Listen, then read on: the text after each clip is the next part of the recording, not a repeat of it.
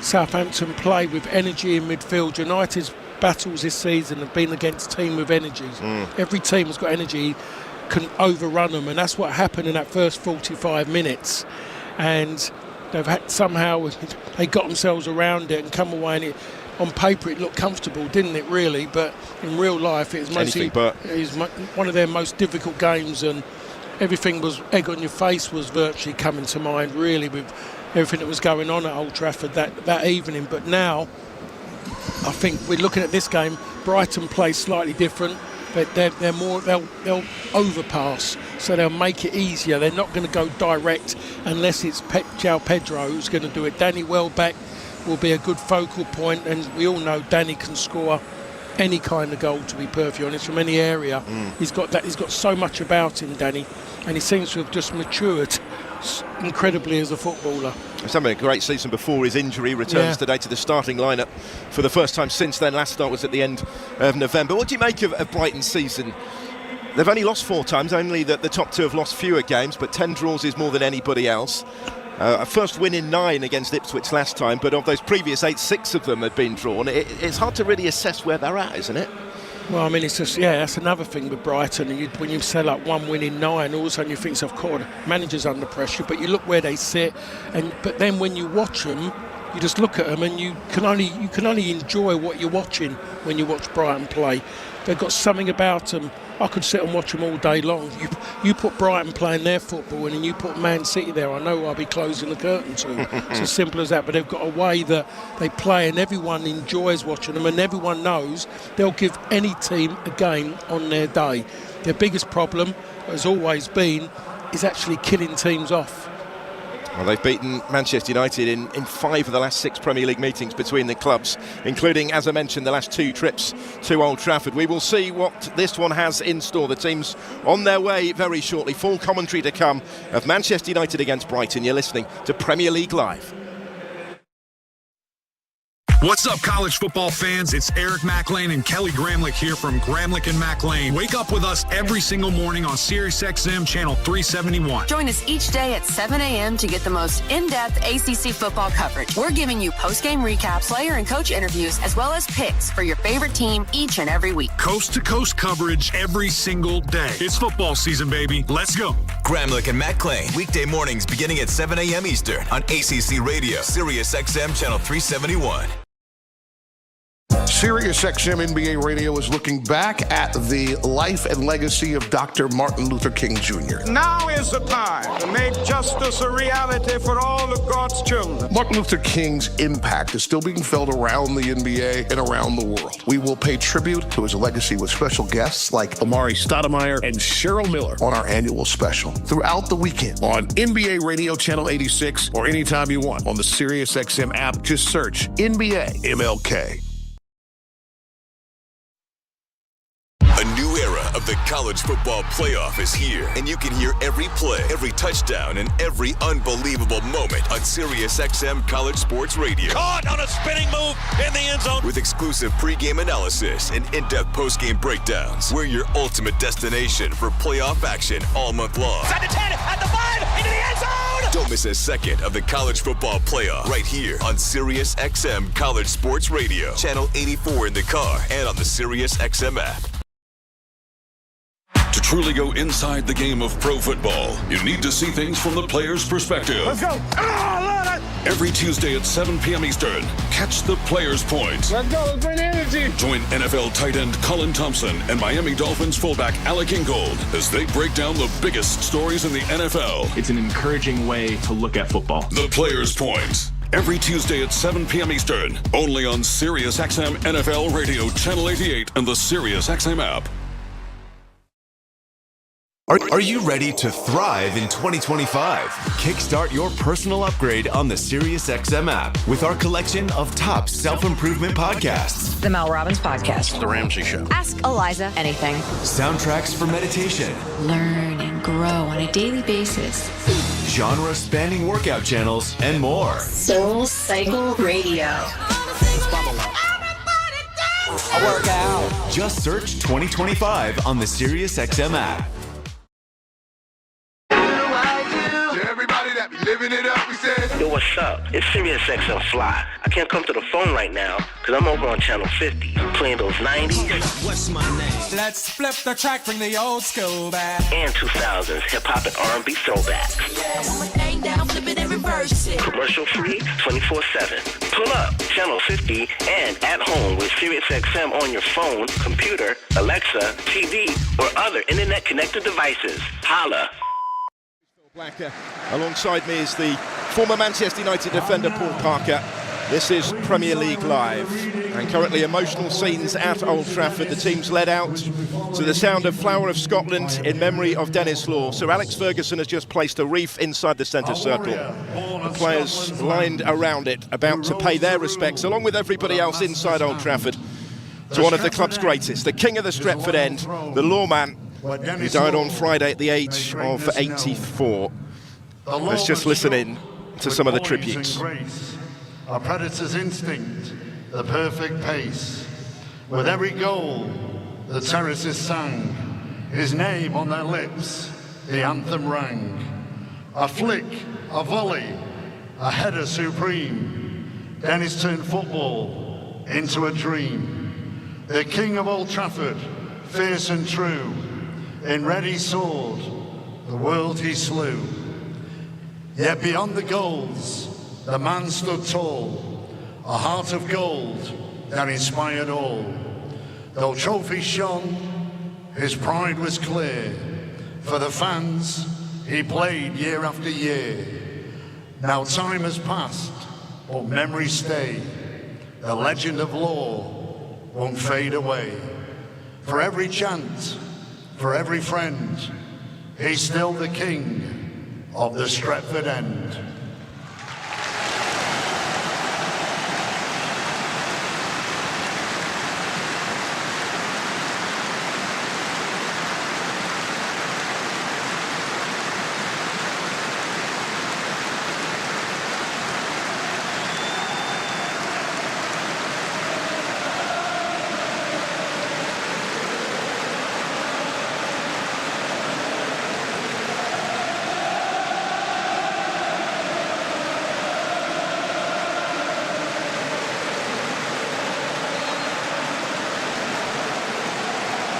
Applause ringing around Old Trafford then.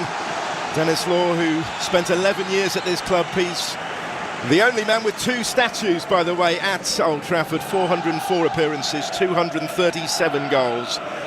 But he means so much more than the numbers.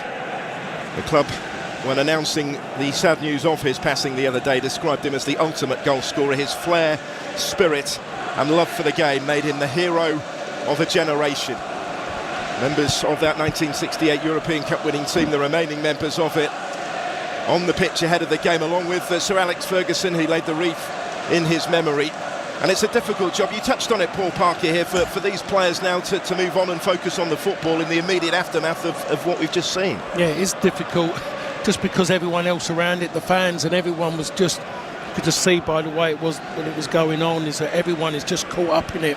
Everyone, even if the kids will get involved, because their dads or their granddads, or grandmothers, whatever, would tell them about the person, because he was more than just a player for Manchester United. Well, his legacy, of course, will continue, and everyone who pulls on that Manchester United shirt will be only too aware of what Dennis Law means to this football club, and they'll hope to do his memory justice today as the game gets underway. Manchester United in the famous red and white at Old Trafford, Brighton in their traditional colours as well. They're playing in the blue and white stripes from right to left as we look at it in this first period. Let me briefly remind you of how they line up with Brighton on the ball. It's Onana in goal for Manchester United, a back three of Lenny Yoro, Harry Maguire and Matthias de Ligt, Mazraoui on the right, Dalot on the left, Ugarte and Menu in the heart of that midfield. Amad Diallo in a slightly more advanced role today off the back of his hat-trick against the Saints on Thursday. Bruno Fernandes, the captain, and Joshua Zirkzee is recalled today in place of Rasmus Højlund. Manchester United on the ball with Nusser Mazraoui down the right-hand side, cutting in field on the halfway line and getting the ball back. But Verbruggen is in goal for Brighton. Veltman, Van Hecke, Duncan, Estupiñán their back four. Baliba and Ayari in the heart of midfield. Minter, João Pedro and Mitoma in support of the fit again, Danny Welbeck. The referee is Peter Banks. Manchester United from left to right in this first period. On the ball, looking to launch the first attack. and looking to back up that victory against Southampton, which came late. Important today, Paul, that they start well. Yeah, it's very, very important that they start well. That's the bit. They don't start well and the team just get on top of them, and I'm sure that was one of the main concerns of the manager. He talks about the other night, and he talks about the negative side of it, their biggest problem, and it is legs. Legs is the problem, and he has come out open, he admitted that. So they have to really stay tight as a unit. No big gaps. Don't need big gaps, because big gaps allow good athletes to run into.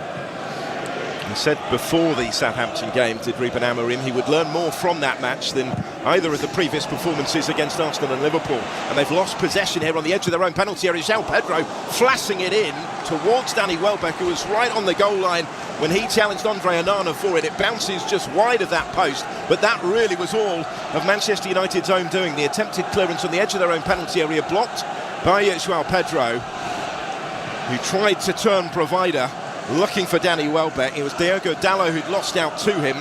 Andre Onana got there first, but could actually only clear it against Welbeck, and wide it went. Well, it was poor defending by Danny Diogo Dalot, I should say. And he had so much time just to clear his lines. Too many touches, got in a predicament, and he ends up getting caught in possession. Then the shot from João Pedro was punched against Danny Welbeck. It was poor goalkeeping, I must say, to even think about doing that. So again, United have just let themselves down, overplaying, and sometimes you just have to clear your lines and then talk about it after. Got away with one there, did Manchester United. For Diogo Dalot and Andre Onana as well. Same could be said of those two, as the ball is out of play from João Pedro. Just behind his intended target, Yankuba Minteh, so it will be a Manchester United throw, swiftly followed by another one over there. I was mentioning that Amorim said he'd learn more about his team in a game like that on Thursday at home to a bottom of the table Southampton side that they were expected to dominate and didn't really. They'd been able to dig in and play on the counter-attack in the previous couple of matches much more successfully. Interesting to see what he has learned and whether they can implement that today. Well, I'm sure they might be fractionally better, but the only way he's going to really sort that out is by new personnel. Early pressure here. Joel Veltman playing the ball back towards Van Hecker. Brighton have it, but inside the Manchester United half. Although it was a little behind Lewis Dunk, who had to scamper back to the halfway line to reach it and maintain possession for his side. He'll get the ball back again from Pervis Stupinian and return it to Bart Verbruggen, closed down by Xerxes on the edge of his own penalty area, and the clearance only actually reached Kobbie Mainoo, but he couldn't quite bring it under control. Brighton wrestled the ball back on the edge of their own box. I just wonder who goalkeepers, if they just saw Leno for Fulham the other day against West Ham and suddenly think to themselves, maybe we're overdoing it and maybe we should be goalkeepers first. One ball over the top here for Matoma, who's in on goal. Welbeck to his right will score for Brighton. Already just over 4 minutes played. It's Brighton in front. Incredible. That one long ball over the top, releasing Kaora Matoma. He was able to square it. And there is Yankuba Minteh in the middle to apply the finishing touch. Some start, some story at Old Trafford already. Manchester United 0, Brighton 1. Well, they've been talking quite a while in the last few weeks about Matoma's gone off form, but in his last few games he's getting back to where he was, but that was so unselfish of him at the end. And we have a look at this ball coming in, and the ball, and he's onside. Harry Maguire has played him on, and he's got him behind Mazraoui, which is a feat on its own because he's been excellent. But it's the unselfish bit at the end when he just rolls it across the front of the goal for Minteh just to come on to be perfectly honest. He just walks into it, and he doesn't have to do that. He could have taken it on himself. No one would have questioned him. But not Matoma. He lays it across there for the easy finish in the end. And that's 1-0, and that's United's bad start again, catching up with them. Yankuba Minteh with his third Premier League goal. He was in the position to profit there from the unselfish work of Matoma. And some start for Brighton and Hove Albion on a ground in which they have won on their last 2 visits. Only Manchester City in the Premier League era have won 3 successive visits to Old Trafford. Manchester United having to try and do this the hard way. Here they come in response though. Kobbie Mainoo just inside the Brighton box will get it back from Bruno Fernandes without too much room in which to work.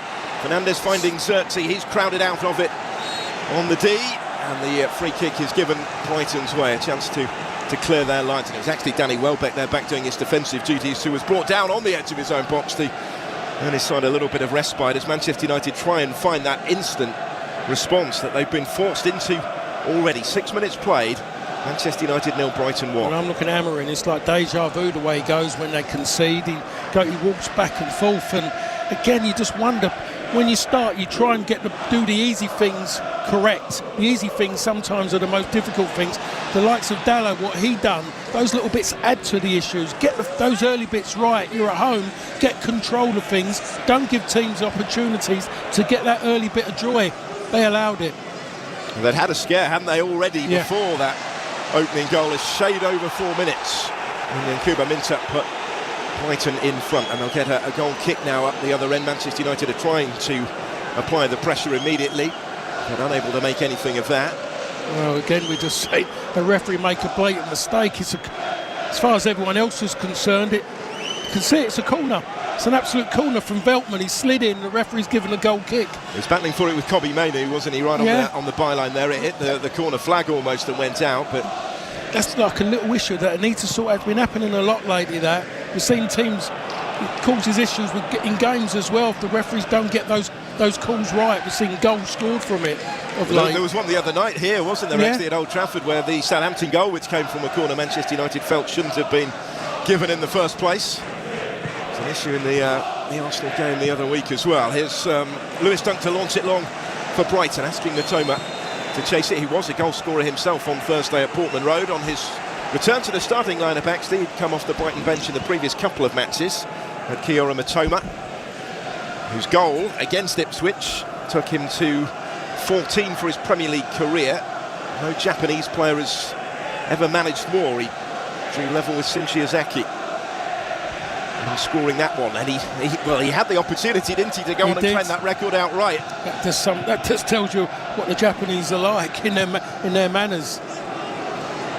Made sure that Brighton got the goal, putting the team above any individual honours on that occasion.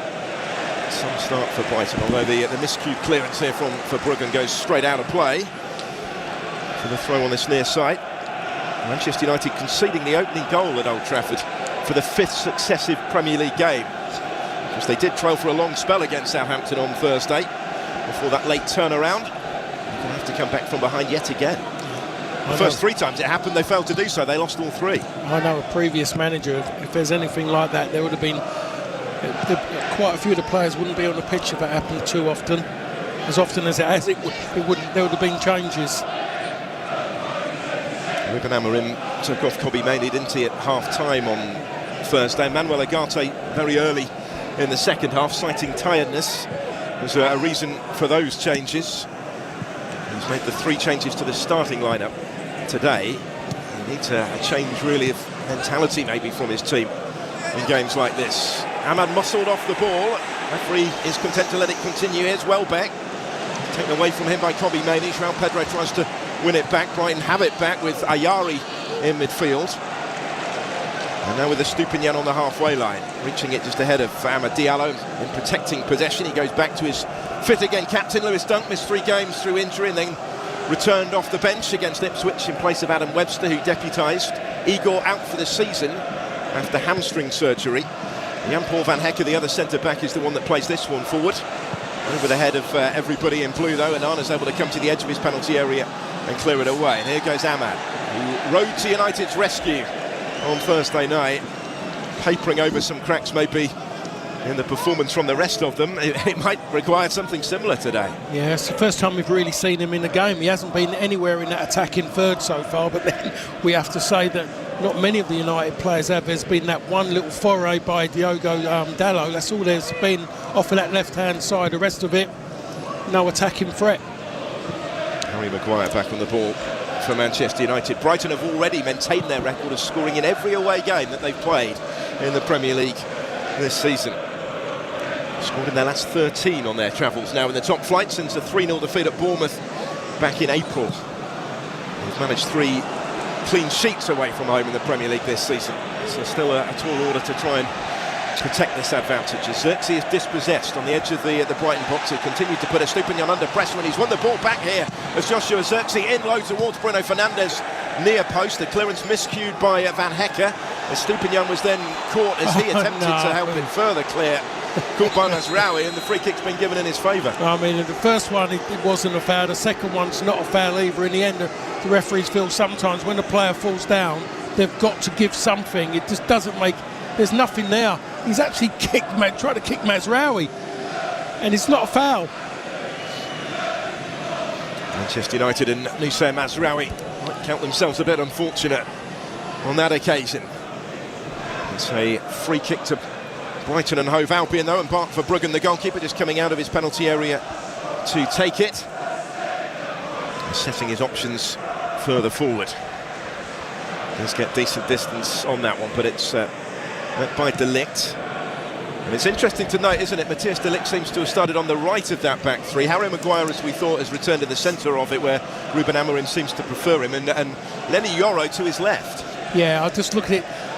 I couldn't see De Ligt going off his left side, to be perfectly honest. He just wouldn't. I mean, he might have been as comfortable as Harry Maguire, which says it isn't going to be that good. Maguire was always going to be in the middle for his lack of pace, but Euro would be more comfortable. There's Diogo Dalot, good ball that found him from Bruno Fernandes. Challenge comes in from behind as Dalot goes down. Well, no free kick forthcoming. The referee is content to let it go on. Into getting back to him, and a judge there to have won the ball. Yeah, but I look at that with a lot of referees. That's where the inconsistency comes. They'll see that and they'll straight away from behind, they'll give a foul and they give a yellow card. But I'm saying that was a foul. That looked decent to me, being an ex-defender, but the game has changed. Yankuba Minteh, Welbeck have been driven forward and then picked the pass for him. He continued his run. Welbeck looking to get on the end of what followed from the Gambian goal scorer Yankuba Minteh, but it was a little too close to Onana, who was able to come out and gather it. Great challenge. We're just getting another look on our monitors of that challenge by Minteh on Dalot. It was a really good challenge. He had to get it right from that position. He got it absolutely right. He needs a referee who's close as well, because there's a lot of referees who would have given a foul against him and given him a yellow card. And then maybe VAR would have come in and then want to have a look at it and send him off because he's gone from behind. That's how silly it's getting now. No, there wasn't a lot of margin for error there, but he got it right, so did the officials. Manchester United trailing by a 1-0 at home to Brighton. 13 minutes on the clock at Old Trafford today. And we have goals elsewhere, I think, in the Premier League already. Let's go to the City ground. Forest against Southampton. Andrew Self. Today on a Sunday afternoon. Thrown in by Williams. Lovely layup by Gibbs-White. Anderson on a drive-through. Fires a shot low. 1-0. Oh, a sweeping move in the 11th minute. First Premier League goal for Elliot Anderson. Forest in front against Southampton by a 1-0. Brighton leading by the same scoreline at Manchester United, and we have the opening goal, I think, at Goodison as well. Ben Jacobs. Sarr plays a dangerous ball into the centre, and Lindstrom takes it. He feeds it down the left-hand side. It's worked up to Dominic Calvert-Lewin, who twists, turns, and brilliantly wrong-foots Kinski and finds the bottom left-hand corner. And it is Everton 1, Spurs 0. 16 games without a goal in the Premier League for Dominic Calvert-Lewin. Ends here, his first since September, and Everton in front against Spurs. So a goal in all three of the early kickoffs in the Premier League already today, ahead of Ipswich against Manchester City still to come. Manchester United back on the ball here on their near side, the right, with Amad Diallo infield towards Kobbie Mainoo, battling for that against Yassin Ayari. De Ligt back in possession on that halfway. Will go back to Onana just in front of his own penalty area. And the goalkeeper squares it to his left. And Lenny Yoro, second successive start for the summer signing. And had such a difficult night up against Sulemana against Southampton here on Thursday. Doubling his tally of Premier League starts in the course of 3 days. The 19-year-old, of whom much is expected after that summer switch from Lille.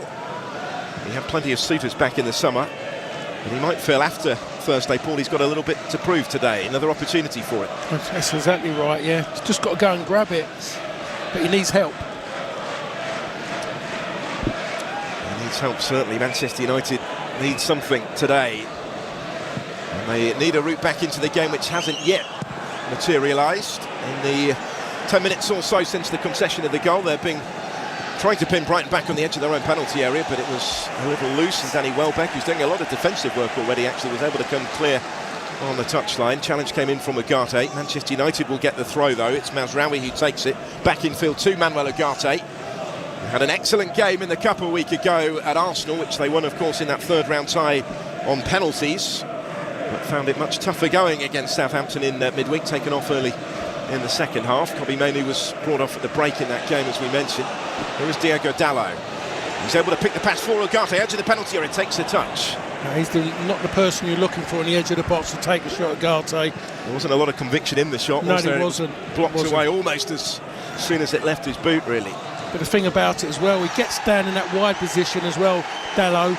He won't use his left foot. Just do it early. Something half bad will be just as good rather than trying to put the perfect ball in. And he continues to deputise on the left. Ahmad on the right has found Mazraoui here. Xerxes leaves it for Bruno Fernandes to have a little bit of a swing at that from the edge of the penalty area. Wide of the post it goes again. I don't know why Xerxes didn't take it on himself. It's come from Dalot, from Diallo. I keep getting those two mixed up. Comes from Diallo. He nutmegs the Brighton player to give the ball into Razmauri. He pulls it back, and Xerxes leaves it for Fernandes, who scuffs it, and then typically being Fernandes, he wants to have a go at Xerxes, maybe the way he actually left it for him. It was very deliberately left for him by Xerxes, wasn't he?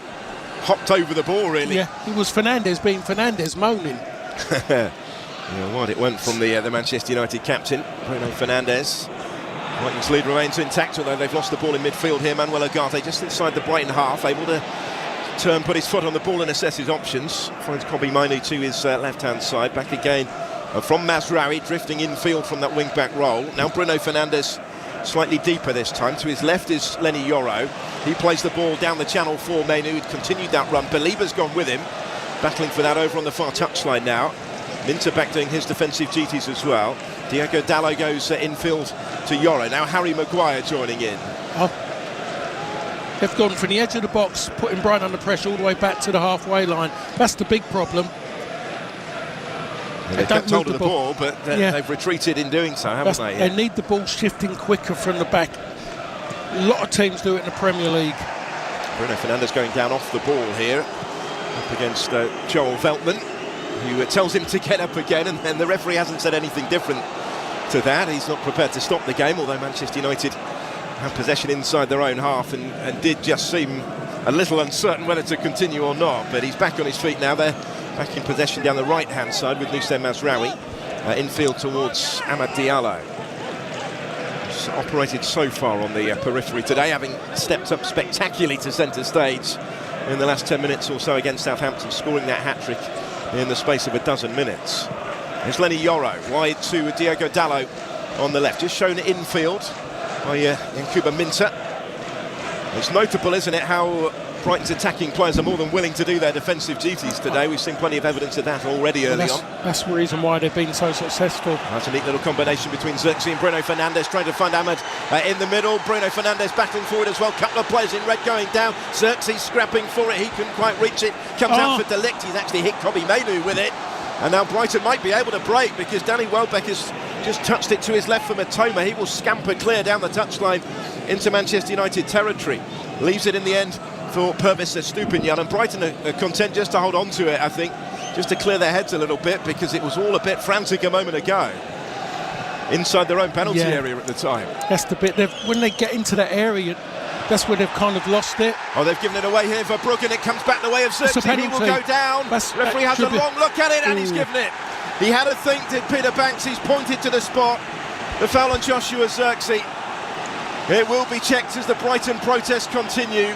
20 minutes in at Old Trafford, this could be the home team's chance to get back on terms. The thing I find strange with that one, Phil, is why has the referee waited so long to give it? It seems like someone has said something in his ear and he's reacted to that. And Brighton have caused their own problems again, as they've done for many a season, overplaying.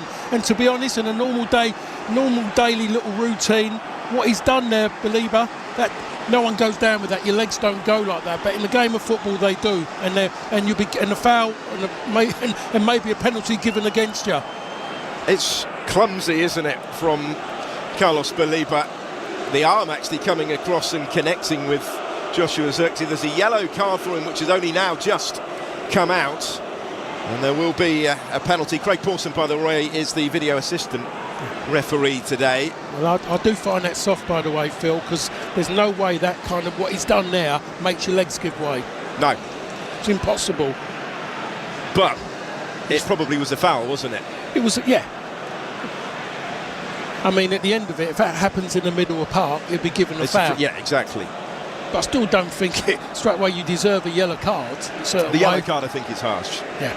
Yeah, it was clumsy, certainly.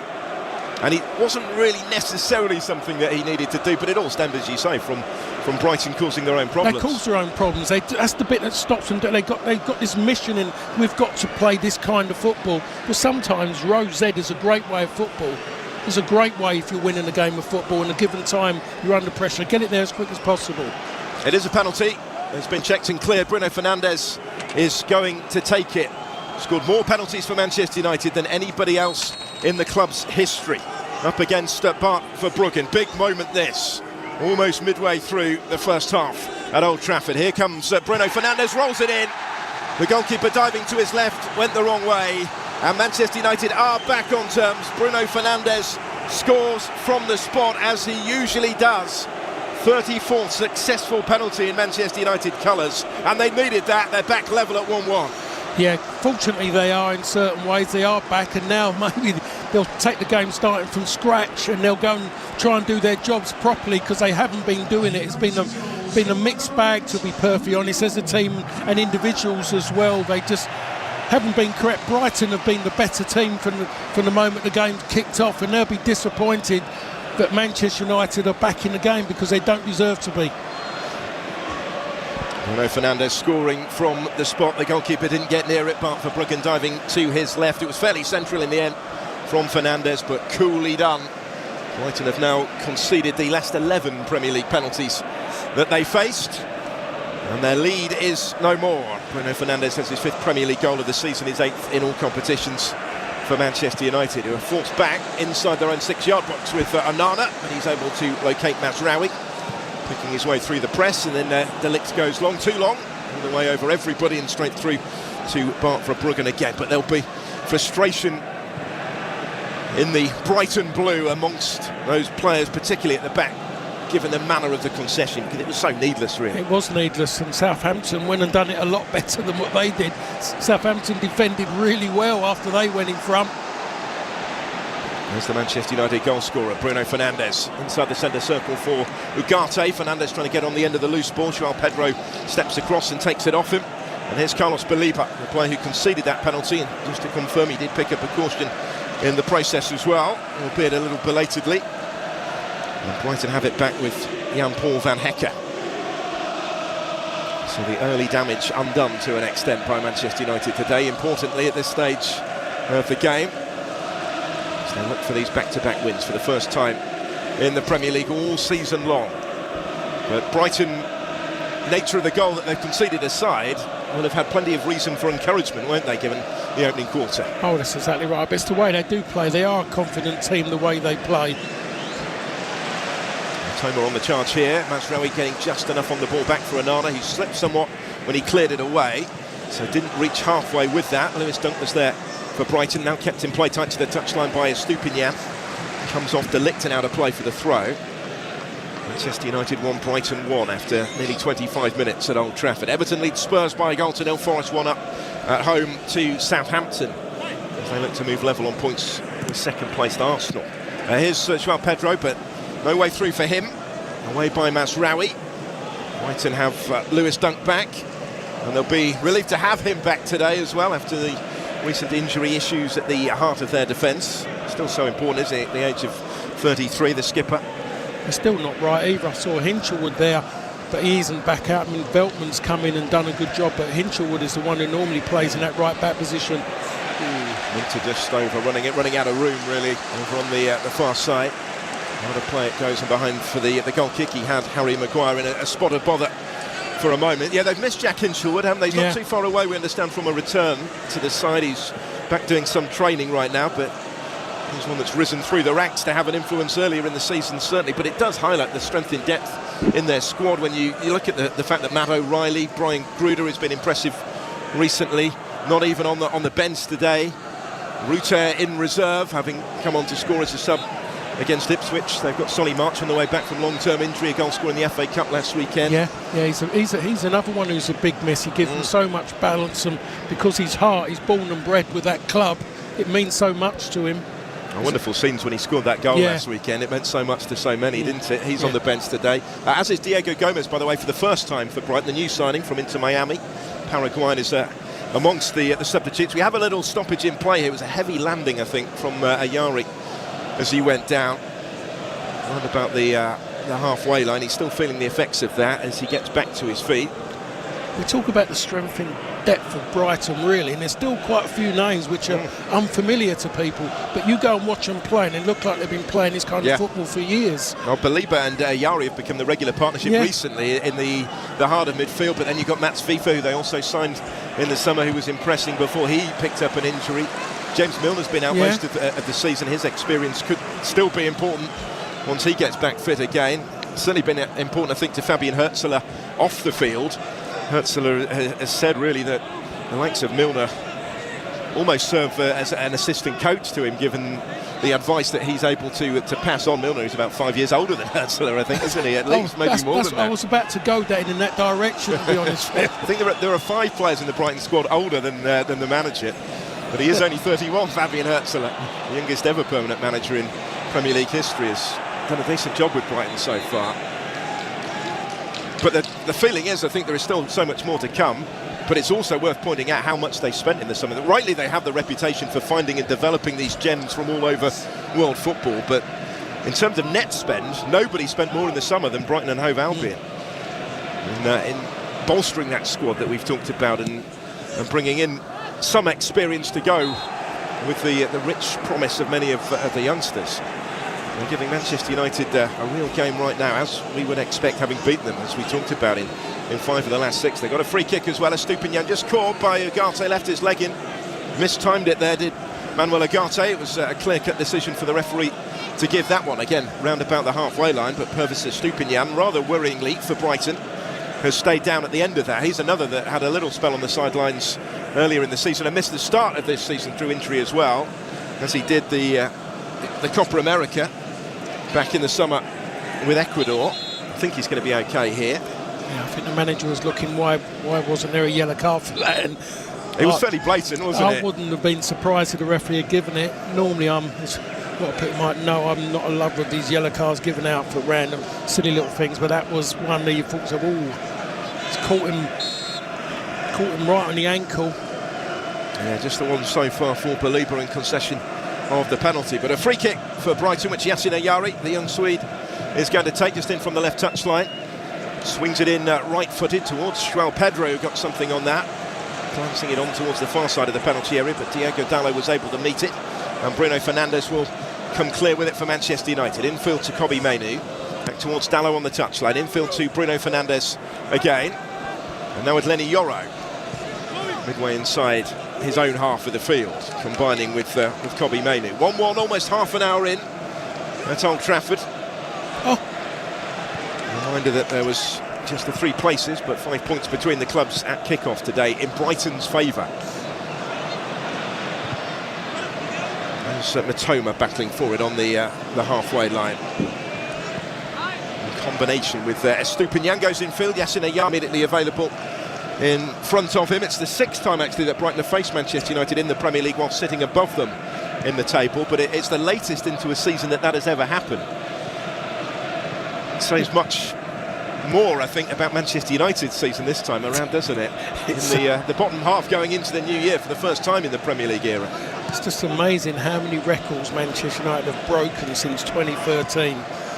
And I mean, seriously, 99% of them have been negative records. Yeah, last season was a big disappointment, certainly in Premier League terms. This one even more so far. One of those records did fall last year. They're in danger of going again. There will be further bumps in the road, said Ruben Amorim, after taking over as he tries to change it. Here come Brighton again with their goal scorer Minter into the box. João Pedro taking over. Right-hand side of the penalty area, prods it back down the line for Joel Veltman. Manchester United have had time to get red shirts back behind the ball again, but they may well still need them here. This is Lewis Dunk. Short and square to his right for Van Hecker. And they have reorganised now of United in terms of their defensive shape, because they were stretched for a moment prior to that. Forward by Dunk, gets it back from Estupiñán again, and then shifting it back in field. Here's Jan-Paul van Hecke. Brighton bossing possession. With a shade over half an hour played. Lovely little touch in field from Matoma. It didn't quite come for Ayari though. It was close, nearly but not quite. Manchester United with it back inside their own box. Oh my God. And Anana required. Rather hurried clearance there from his own goal line. I'm just wondering, why has De Ligt gone backwards when he was 10 yards further forwards than Anana? It didn't make any sense at all. And Anana ends up having to kick it out of play. That's why the fans went as they did, and that's why I said what I said, because I just couldn't believe it. That I generally call that passing the buck. Certainly an element of that, wasn't there? Yeah. Brighton have it back here on halfway with Lewis Dunk. He goes long, it's been missed by Diogo Dalot. Minter in behind him, keeps it in play on the byline. Looks for João Pedro. Bruno Fernandes back defending. His presence important, but João Pedro is able to retrieve it and then runs it back at Manchester United here. Still has it inside the penalty area. Yoro gets the foot in, and Diogo Dalot will be able to complete the clearance up towards Xerxes. Neat touch from him, holds on to it. Outnumbered, but has done well here, Joshua Xerxes. With support now from Fernandes to his left. Just slipped as he played the crossfield pass, but is still able to pick it for Mazraoui. Battling for that against Ayari, and helps it on for Ahmed. Edge of the penalty area now, trying to get back to him was Matoma. It's Ahmed dancing into the box. It's the block from Lewis Dunk. It's behind for the corner kick, I think. Is it at the end of that? No, it's gone the other way. Ahmed thought it was a corner. I did as well. The referee didn't. It will be a Brighton goal kick. And in the meantime, we can go to the City ground. Another goal, Forest against Southampton. Andrew Self. Bednarek gets a loose one, dispossessed. Wood gets a toe in, ball breaks to Hudson-Odoi, fires it into the back of the net from 22 yards. And another goal as well, as we wait for play to get back underway here at Goodison. Everton against Spurs. Ben Jacobs. Branthwaite now has it inside his own half.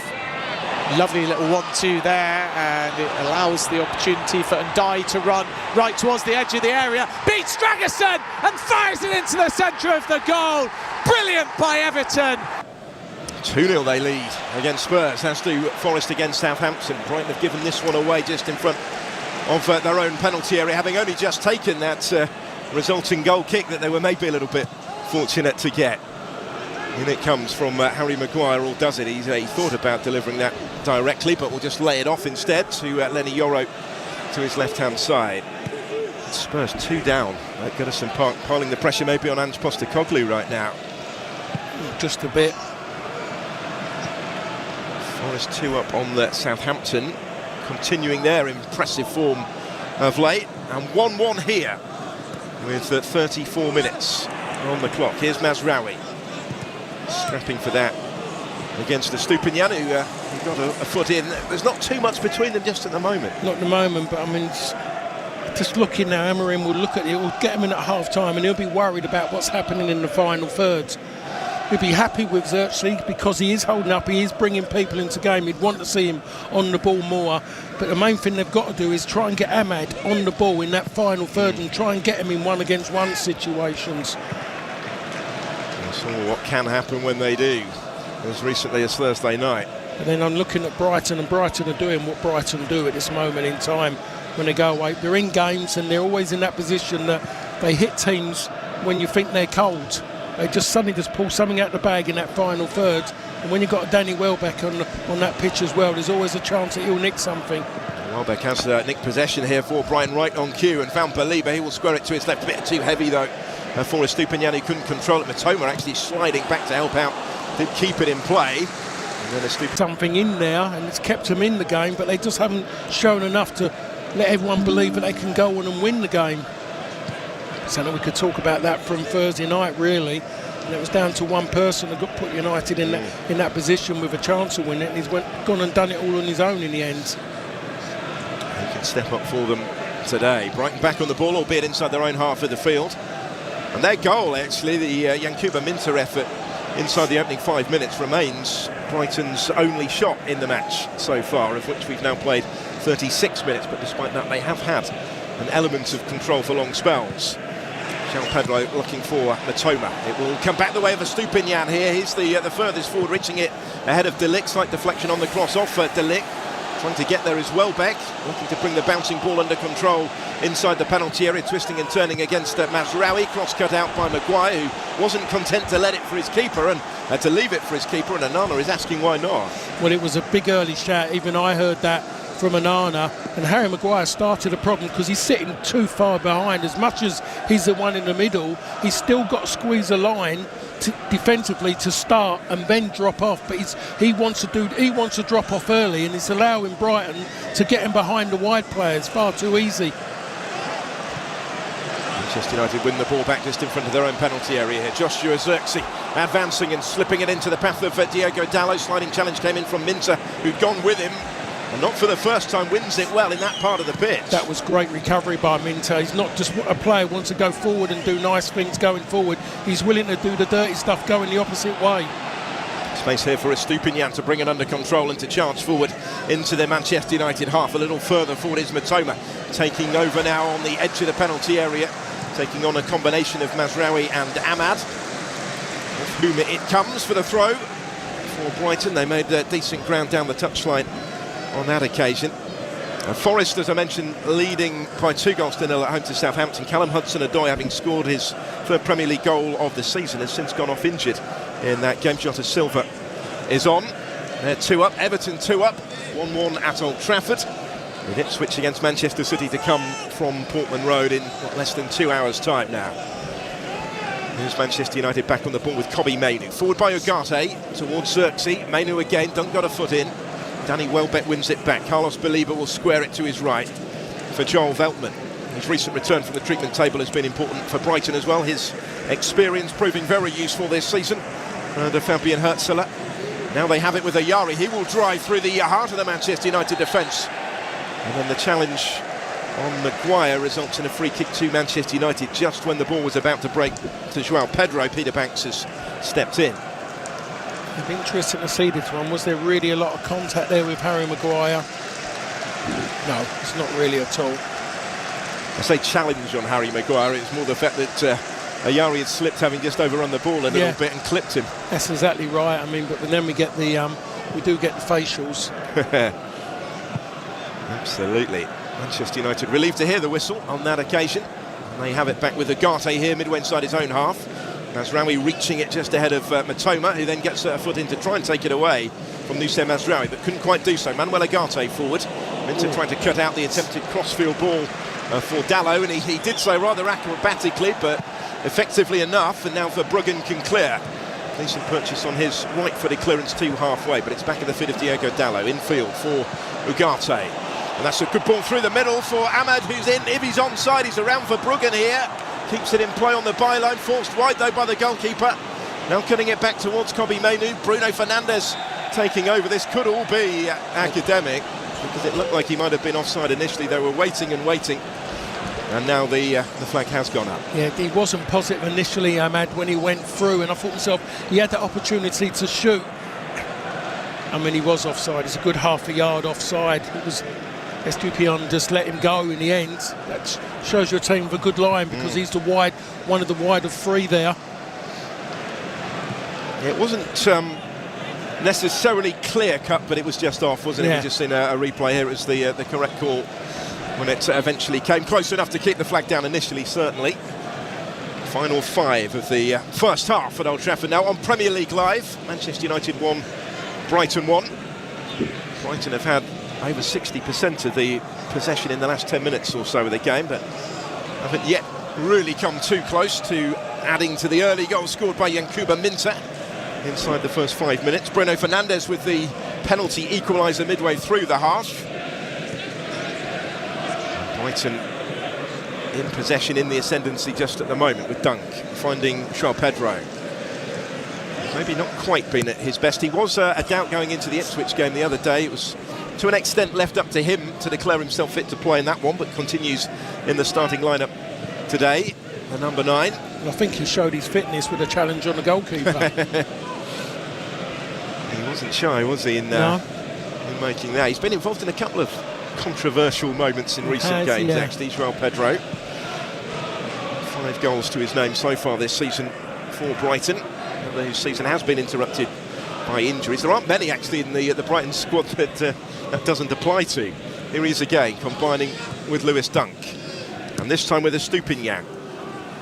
João Pedro taking over again. Not much room for anybody to work in the middle part of the pitch at the moment. He's just bundled out of play, as was the ball there by De Ligt. It's going to be a United throw, and João Pedro just complaining to the referee that he didn't earn any greater reward from that. Not sure he deserved to, really. No, it just went down far too easy. Far too easy. Lost possession for his side. So De Ligt for Manchester United. Wide on the right-hand side is Nusay Mazraoui. Back in this position today, having deputised over on the left against Southampton when Dalot was serving that suspension. He's played in the back three this season. He's played as an attacking midfielder in one of the Europa League games, actually, Nusay Mazraoui. Yeah. It comes all the way through to Welbeck here, and now Minter takes over, looking to thread it back through to Danny Welbeck, who's in. Blocked by Dalot. Just deflected away off the defender, and Manchester United able to clear it away. Now the whistle has gone. With De Ligt down inside their own penalty area, but almost out of nothing, Brighton were in again. Yeah, they just get so many players in and around the ball, in defensive positions, in attacking positions as well, and that was just a little bit of a fumble. Euro's missed the ball, and it's Harry Maguire's 2-on-1, and it's just for the fact of Dalot, thankfully, as for Manchester United, has actually defended reasonably well in a way. He's blocked the shot, which for me was going to go in at the near post. Onana was going the wrong way, and Mintel, I think it was, who ends up catching. Is it De Ligt? De Ligt, yeah. Yeah, catches him. I don't know how heavy he catches him, but that was going in, wasn't it? Because Onana was going to his right. It was an important intervention from Diogo Dalot to keep that one out. Minter's been cautioned, actually, by the way, for his part in that, just catching De Ligt late after the defender had completed the clearance. So a goal scorer into the book for Brighton late in this first half, which has 90 seconds or so to go before we enter any additional period at the end of it. Here's Van Hecker to Estupinian. Slips it further down the left for Kaora Matoma. He will take on the back-pedalling Mazraoui in towards the penalty area, then clips in the cross from the angle of the box. It's out as far as Joel Veltman, cussings it into the path of Minter, wide right. Dalot and Bruno Fernandes are with him, forcing him towards the corner flag. And Kuba Minter has just overrun it. He's been in and out of the starting lineup this season, and his 7th start in the Premier League this term, but he's come off the bench 10 times. The goal today is 3rd of the season so far. He's impressed, hasn't he, since that summer signing from Newcastle, but so much competition for that particular place in this team. There is a lot of, you can see he's got something about him. He just got everything with Brighton. You can't just make an opinion straight away. You've got to give him a little bit of time, and generally when that's happened, they've come through, and Brighton have gone and earned a lot of money with a sell-on. Impressed on loan from Newcastle at Feyenoord in the Eredivisie last season, Yankuba Minter. Newcastle didn't want to lose him, but they had to sell because of the financial restrictions that they were operating under. Same applied, of course, to Elliot Anderson, who scored his first goal for Forest today and has had a decent season as well. Oh, I mean, that was 40 million well spent, that was as well. Leading Southampton today, Everton 2 up against Spurs, heading towards half-time there. And here come Manchester United with Ahmed. It's been pulled back, was he, by Matoma? Yeah, that's been given just outside of the penalty area. He made it easy for him, Ahmed, as well, in the sense that he just went with it. He just let his legs go. He didn't try and fight back. He virtually just went, "You want to pull me? I'm just going to show the referee that you're pulling me." He was content to settle for the free kick, shall we say? Yeah. And it isn't a useful position, this, for Manchester United. Just in from the near touchline there, right. Bruno Fernandes assessing his options. We're going into 2 additional minutes at the end of the first half, the first 45 having been played. Nothing currently separating the sides. What can the skipper conjure up here for Manchester United, having scored the equaliser from the penalty spot? Bruno Fernandes whips it in right-footed. Maguire heads it down. Euro couldn't quite get the touch to it as it flashed across the face of goal. He and Xerxes were in there. Nearly, but not quite for Manchester United. It may well have been offside anyway. It might have been, but I'm just looking. The Brighton players, everyone just goes down for the sake of going down. They're 2 big centre-halves are both on the floor. That's wrong. And Harry Maguire heads it. I think he's heading at goal. It goes out, and I think he's hoping that he's offside. The way he's reacting after. I don't think he was, but I think Lenny Yoro might have been, who was the player that potentially could have turned it in when Maguire's header came back across goal. I think if Maguire had gone for goal and scored, then that probably would have counted. Yeah. Ultimately academic, of course, but a scare for Brighton in stoppage time at the end of the half. 1-1 it remains. Belieber on halfway will hook that one forward towards Minter, brings it down beautifully, and it might open up for the shot as a result. Actually hit Welbeck with it, breaks for João Pedro. He's crowded out of it on the edge of the penalty area. 3 defenders surrounded him. Minter wasn't quite able to find the room to help it back towards goal either. Then Joel Veltman back down the line once it had been cleared in his direction.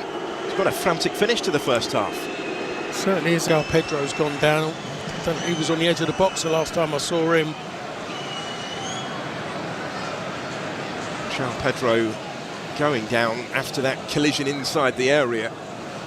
He was the one that was surrounded by about 3 Manchester United defenders, Maguire and Agate, the 2 that got to him to stop him getting any further. Yeah, I'm sure there was a foul in there, was there? No, I mean, we have to look at it. A lot of players now are just going there because they want to stop when they're in ramp, to get the bar thinking about it, to pull it into their head, to have a really good look at it. That's what generally they're doing now. And look at it, he's up now, he's jogging towards the ball now. He's offering himself as an option for the throw, which will follow here for Brighton down the line towards Danny Welbeck, but that is the half-time whistle. So, honours even at Old Trafford at the interval. Brighton not hanging around early in the game, in front just a shade over 4 minutes thanks to Yankuba Minter, made by Matoma, who unselfishly squared it for the Gambian to get the early goal, but Manchester United back on terms from the penalty spot, conceded by Belieber, converted by Bruno Fernandes coolly. Neither team really have been able to get on top since then though. So plenty still to come in the second half story. The teams on terms as they head for the tunnel at Old Trafford. Manchester United 1, Brighton and Hove Albion 1. You are listening to Premier League Live. Hey Kelly, I love your Kelly Clarkson Connection channel. All right, thank you so much for listening. The mix is eclectic. I love music and I just want to celebrate all of it with you. It's my favorite now. Is it worth it? Let me work it. It is perfect. This is my heartbeat. The Kelly Clarkson Connection, y'all. I freaking love your channel. Oh my God. Channel 12 and on the Sirius XM app. What happens in Vegas? Vegas, y'all ready to turn it up tonight? Is heard across North America. CMA and ACM Entertainer of the Year, Lainey Wilson. Bringing it on the Strip. I'm headed straight home. Captured live exclusively for Sirius XM. Hot 5 generations of blazing trails. Lainey Wilson. If you ain't on your feet, get your butt up. Hear it anytime at home with Sirius XM on your phone, computer, Alexa, TV, or other internet-connected devices. No Shoes Radio is your soundtrack to summer, even in the winter. Kenny Chesney's personal playlist. It really is the playlist that I have on my boat. And exclusive behind-the-scenes access to Kenny on tour. What a great night, Pittsburgh. Great job, guys. I love you. And in the islands. I love the sound of this island when it's raining. Kenny Chesney's No Shoes Radio, Channel 59. And at home with SiriusXM on your phone, computer, Alexa, TV, or other internet-connected devices.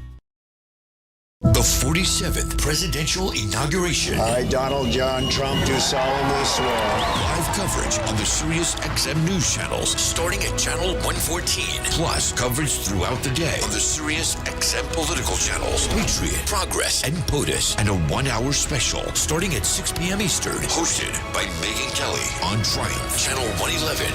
Hear history. Congratulations, Mr. President. Here, tomorrow on Sirius XM. The College Football National Championship is on Sirius XM.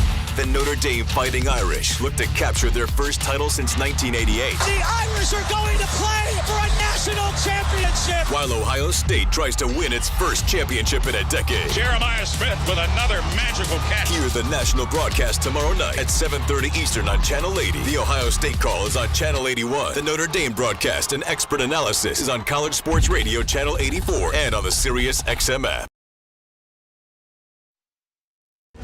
It's soccer's most thrilling league. Only the Premier League can make you feel like this. And now every match is on the Sirius XM app. Can you believe it? From the title race. This is remarkable. Keeps this title charge on track, surely. To the relegation fight. The impossible may still be possible. Hear every English Premier League match on the Sirius XM app and talk about all the EPL drama on Sirius XM FC 157 and the Sirius XM app. other two games ongoing as well. Let's remind you of the story so far. Ball over the top here for Matoma, who's in on goal. Welbeck to his right will score for Brighton. Already just over 4 minutes played. It's Brighton in front. Incredible. That one long ball over the top, releasing Kaora Matoma. He was able to square it. And there is Yankuba Minter in the middle to apply the finishing touch. Some start, some story at Old Trafford already. Manchester United 0, Brighton 1. Sarr plays a dangerous ball into the centre and Lindstrom takes it. He feeds it down the left-hand side. It's worked up to Dominic Calvert-Lewin, who twists, turns and brilliantly wrong-foots Kinski and finds the bottom left-hand corner. And it is Everton 1, Spurs 0. Thrown in by Williams, lovely layup by Gibbs White. Anderson on the drive-through, fires a shot low, 1-0. Oh, a sweeping move in the 11th minute. Anderson gets the goal. Here comes Bruno Fernandes, rolls it in. The goalkeeper diving to his left went the wrong way. And Manchester United are back on terms. Bruno Fernandes scores from the spot as he usually does. 34th successful penalty in Manchester United colours. And they needed that. They're back level at 1-1. Gets a loose one, dispossessed. Wood gets a toe in, ball breaks to Hudson-Odoi, fires it into the back of the net from 22 yards. Branthwaite now has it inside his own half. Lovely little 1-2 there, and it allows the opportunity for Ndai to run right towards the edge of the area. Beats Dragerson and fires it into the centre of the goal. Brilliant by Everton. Ndai cutting through the makeshift Spurs back line. He sold Dragerson every way. He had him in his back pocket, slipped and slided past him with so much ease. Kept his balance, kept his composure, and then from there waited for Kinski to go down and powerfully finishes into the centre of the goal. And Everton double their lead. Half an hour gone. Everton 2, Spurs 0. Wood looks for Aina. Aina coming up to the edge of the box of Southampton, away to my right. Cross it back in. Wood with a header. It's 3-0. An eventful first half, certainly, and at Goodison, it's just got a little more eventful deep into first half stoppage time. Back to Ben Jacobs.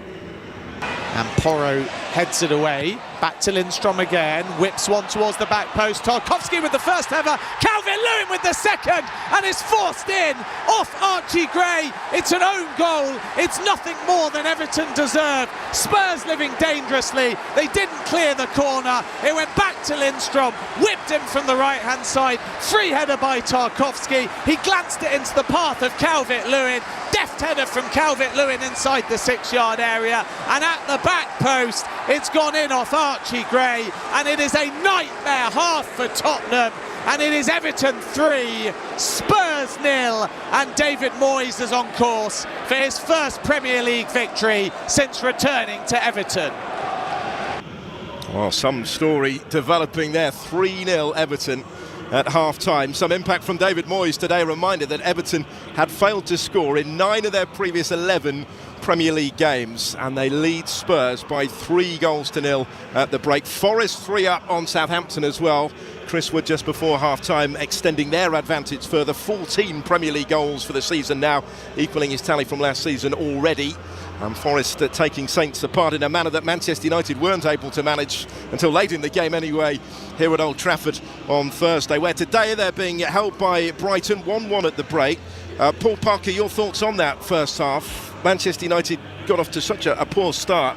Again, just as we were talking about the importance of them starting well today, they found themselves behind. So I guess it could have been worse at the interval for them. Yeah, it could have been worse, and getting a penalty has kind of made them be out, getting a half-time even, and the manager been able to maybe change things, maybe be a bit vocal with a few of them, just to try and get them on the right path. But I look at it and I think about, and again I'm going to blow dust off of everything, because I'm going to talk about when I was playing, and even after I played, and I played for one of the best, and his way of saying it was, you're at home, go and show them it's your backyard.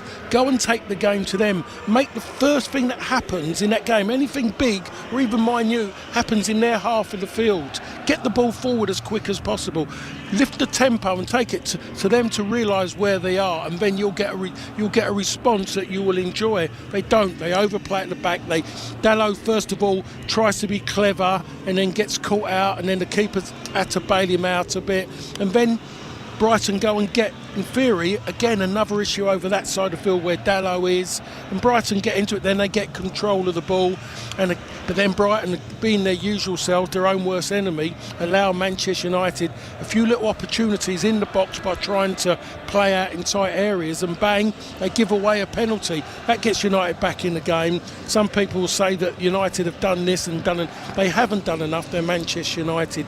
They're allowing themselves to be outpassed, outplayed and outfought by what has been in quite a few Premier League seasons, a very good Brighton team. And it's happening quite a lot at Old Trafford, isn't it, at the moment? Before that Southampton game, they'd lost 3 on the bounce here in the Premier League. Is that more of an issue than it should be? Are there deeper lying reasons for that? At the end of it, the squads haven't been good enough since 2013. They've been poor in the fact of the players, and they've been poor in mentality. They've been weak in mentality. They're not Manchester United players in that sense. You have to be a certain kind of person. It isn't always about your quality. It's about what's in your head and how you deal with situations. And they're not dealing with it. The manager knows it. You can look at him and, there's a lot of time for him, because I think everyone now is willing to accept that the players haven't been good enough. What they've been going out and spending money on, there's big question marks about why those players have come to Manchester United, and it isn't about their so-called ability. There's other things going on, because it doesn't make sense. Why have certain players been given new contracts when they haven't earned the right? Why have they been at the club for so long? Why has the club been allowed on the pitch to go so stale? And I think one of the answers to that, because it's going stale, has gone stale up top. Well, we shall see in the second half what sort of response they have got. Big second half to come at Old Trafford. 1-1 against Brighton at the break. That second half is next. You're listening to Premier League Live. It's the NFL Playoff Divisional Round on Sirius XM. Today at 3 Eastern, the Rams visit Saquon Barkley and the Eagles. He's going to go again. Touchdown, Saquon Barkley. Then at 6:30 Eastern, Lamar Jackson's Ravens visit Josh Allen and the Bills. Touchdown, Buffalo. Find your game at SiriusXM.com/NFL schedule, or search for the teams on the SiriusXM app. And after the games, get instant analysis on NFL Radio, Channel 88. What's up, college football fans? It's Eric McLean and Kelly Gramlich here from Gramlich and McLean. Wake up with us every single morning on SiriusXM Channel 371. Join us each day at 7 a.m. to get the most in-depth ACC football coverage. We're giving you post-game recaps, player and coach interviews, as well as picks for your favorite team each and every week. Coast-to-coast coverage every single day. It's football season, baby. Let's go. Gramlich and McLean, weekday mornings beginning at 7 a.m. Eastern on ACC Radio, SiriusXM Channel 371. SiriusXM NBA Radio is looking back at the life and legacy of Dr. Martin Luther King Jr. Now is the time to make justice a reality for all of God's children. Martin Luther King's impact is still being felt around the NBA and around the world. We will pay tribute to his legacy with special guests like Amari Stoudemire and Cheryl Miller on our annual special throughout the weekend on NBA Radio Channel 86, or anytime you want on the SiriusXM app. Just search NBA MLK. A new era of the college football playoff is here, and you can hear every play, every touchdown, and every unbelievable moment on SiriusXM College Sports Radio. Caught on a spinning move in the end zone. With exclusive pregame analysis and in-depth postgame breakdowns, we're your ultimate destination for playoff action all month long. At the 10, at the 5, into the end zone. Don't miss a second of the college football playoff right here on SiriusXM College Sports Radio, Channel 84 in the car and on the SiriusXM app. To truly go inside the game of pro football, you need to see things from the player's perspective. Let's go. Every Tuesday at 7 p.m. Eastern, catch the Player's Point. Let's go. Bring energy. Join NFL tight end Colin Thompson and Miami Dolphins fullback Alec Ingold as they break down the biggest stories in the NFL. It's an encouraging way to look at football. The Player's Point. Every Tuesday at 7 p.m. Eastern, only on SiriusXM NFL Radio, Channel 88, and the SiriusXM app. Are you ready to thrive in 2025? Kickstart your personal upgrade on the SiriusXM app with our collection of top self-improvement podcasts. The Mel Robbins Podcast. The Ramsey Show. Ask Eliza anything. Soundtracks for meditation. Learn and grow on a daily basis. Genre-spanning workout channels and more. Soul Cycle Radio. I work out. Just search 2025 on the SiriusXM app. Of Manchester United against Brighton and Hove Albion from Old Trafford. I'm your host, Phil Blacker. Alongside me is the former Manchester United defender, Paul Parker. And this is Premier League Live as we await the arrival of the two teams. They're back in the tunnel. Manchester United and Brighton level at 1-1 from the first half. The early goal for Brighton scored by Yankuba Minteh, made by Kayora Matoma. The equaliser midway through that first half coming from the penalty spot, scored by Bruno Fernandes after the challenge by Carlos Baleba brought down Joshua Zirkzee. And there wasn't really, Paul, much between them after that in what followed in the first half, making it a bit more difficult to call what we're going to see from here. It's always difficult with Manchester United. You don't know what's going to happen next. At the moment, I think, which is strange, the only guarantee you can say is that if they was playing at Liverpool, Man City and Arsenal today, is that Manchester United would be decent. You kind of know more what you're going to get from them in those type of games, it seems, doesn't it, at the moment? You definitely do, but when you come up against most of the other sides in this league, they've all got a little bit of energy about them, and it bothers me. They can't deal with it. They cannot deal with it. But it's just about doing the simple things right, and they're not doing the simple things. And they haven't been doing it. They're overplaying at the back. They're too slow for in the back, and they allow the tempo virtually to become like walking pace, and it doesn't help them. Lost 5 of their last 8 Premier League games, Manchester United. They've only won 2 of those, including here late on against Southampton in midweek. They'd lost 3 in a row at Old Trafford prior to that. Let's see what they've got in the second half. Teams are back out there. Manchester United in the red shirts, white shorts, black socks will get the action back underway. They will play from right to left in this first half with Onana in goal, Yoro, Maguire and De Ligt the back 3. Masraoui, Ugarte, Menu and Dalot. Amad Diallo and Bruno Fernandes in support of Joshua Zirkzee. Back underway then on referee Peter Banks' whistle. Brighton in their traditional colours today as well. The blue and white striped shirts, blue shorts, white socks. They have Bart Verbruggen in goal, Veltman, Van Hecke, Duncan, Estupinian, the back 4, Baleba and Ayari in front of them. Then Minteh, João Pedro and Matoma in support of Danny Welbeck, although he and João Pedro really have been rotating their roles somewhat. No changes by either boss at the break. Brighton looking to launch the first attack of the second half. Minteh infield towards Danny Welbeck. Wider it goes here for Estupinian. Just taking his time to slow it down a little bit to assess his options to bring it under control. Manchester United with everybody in red back behind the ball inside their own half right now as Brighton try and make a statement of intent straight from the restart. They won't change the way that they play under Fabian Hürzeler coming here. Under any manager, really. Every manager, Brighton play in a certain fashion. It's as simple as that. So loose ball from Van Hecke, played from the edge of his own penalty area and just about kept in play over on that far side. Only just by Estupinian, but they might profit from that yet. Here's João Pedro. He's able to ping the pass forward for Yankuba Minteh. Keeps it in tight to the touchline on this near side. The Brighton right running at the back, pedalling Diego Dalot, prods it into the penalty area. It's going to come the way of Matoma, leaves it for Baleba. Plenty of power packed in his shot, hit Harry Maguire, who felt that. He was in the way, importantly. And Onana was eventually able to come and gather up the loose ball. Oh, I tell you, if they could wind this back and go back to where that play started from and the manner in which they played out from their own half or from their own edge of the box, it would have been incredible. But this shot coming in here from Baleba, it was a bit of power there. Harry Maguire felt that for a few seconds. Yeah, he was in the way. It may well have just been going wide, actually, having just seen the replay from Baleba, but nothing that Maguire could do actually to get out of the way, given the position that he found himself in and from where the shot was struck. Here is Zirkzee for Manchester United. In steps Van Hecke to make the challenge. Then Bruno Fernandes blasts that one out of play. Jan-Paul Van Hecke with a regular run recently as he broke into the Brighton team last season. The preferred partner currently for Lewis Dunk at the back now that the club captain is fit again. Dunky missed a couple of matches with a calf injury. Only 3 players have ever played more games for Brighton than the 33-year-old centre-back. Here is Mazraoui for Manchester United. On the halfway line is Ahmad. Mitoma with him. They've limited Ahmad's influence pretty effectively so far, haven't they, today? They have, because Mitoma's outside as well, and he is a workaholic. Mitoma, he goes deep and he'll run 60 yards forwards as much as he'll run 70 yards back just to help his team out.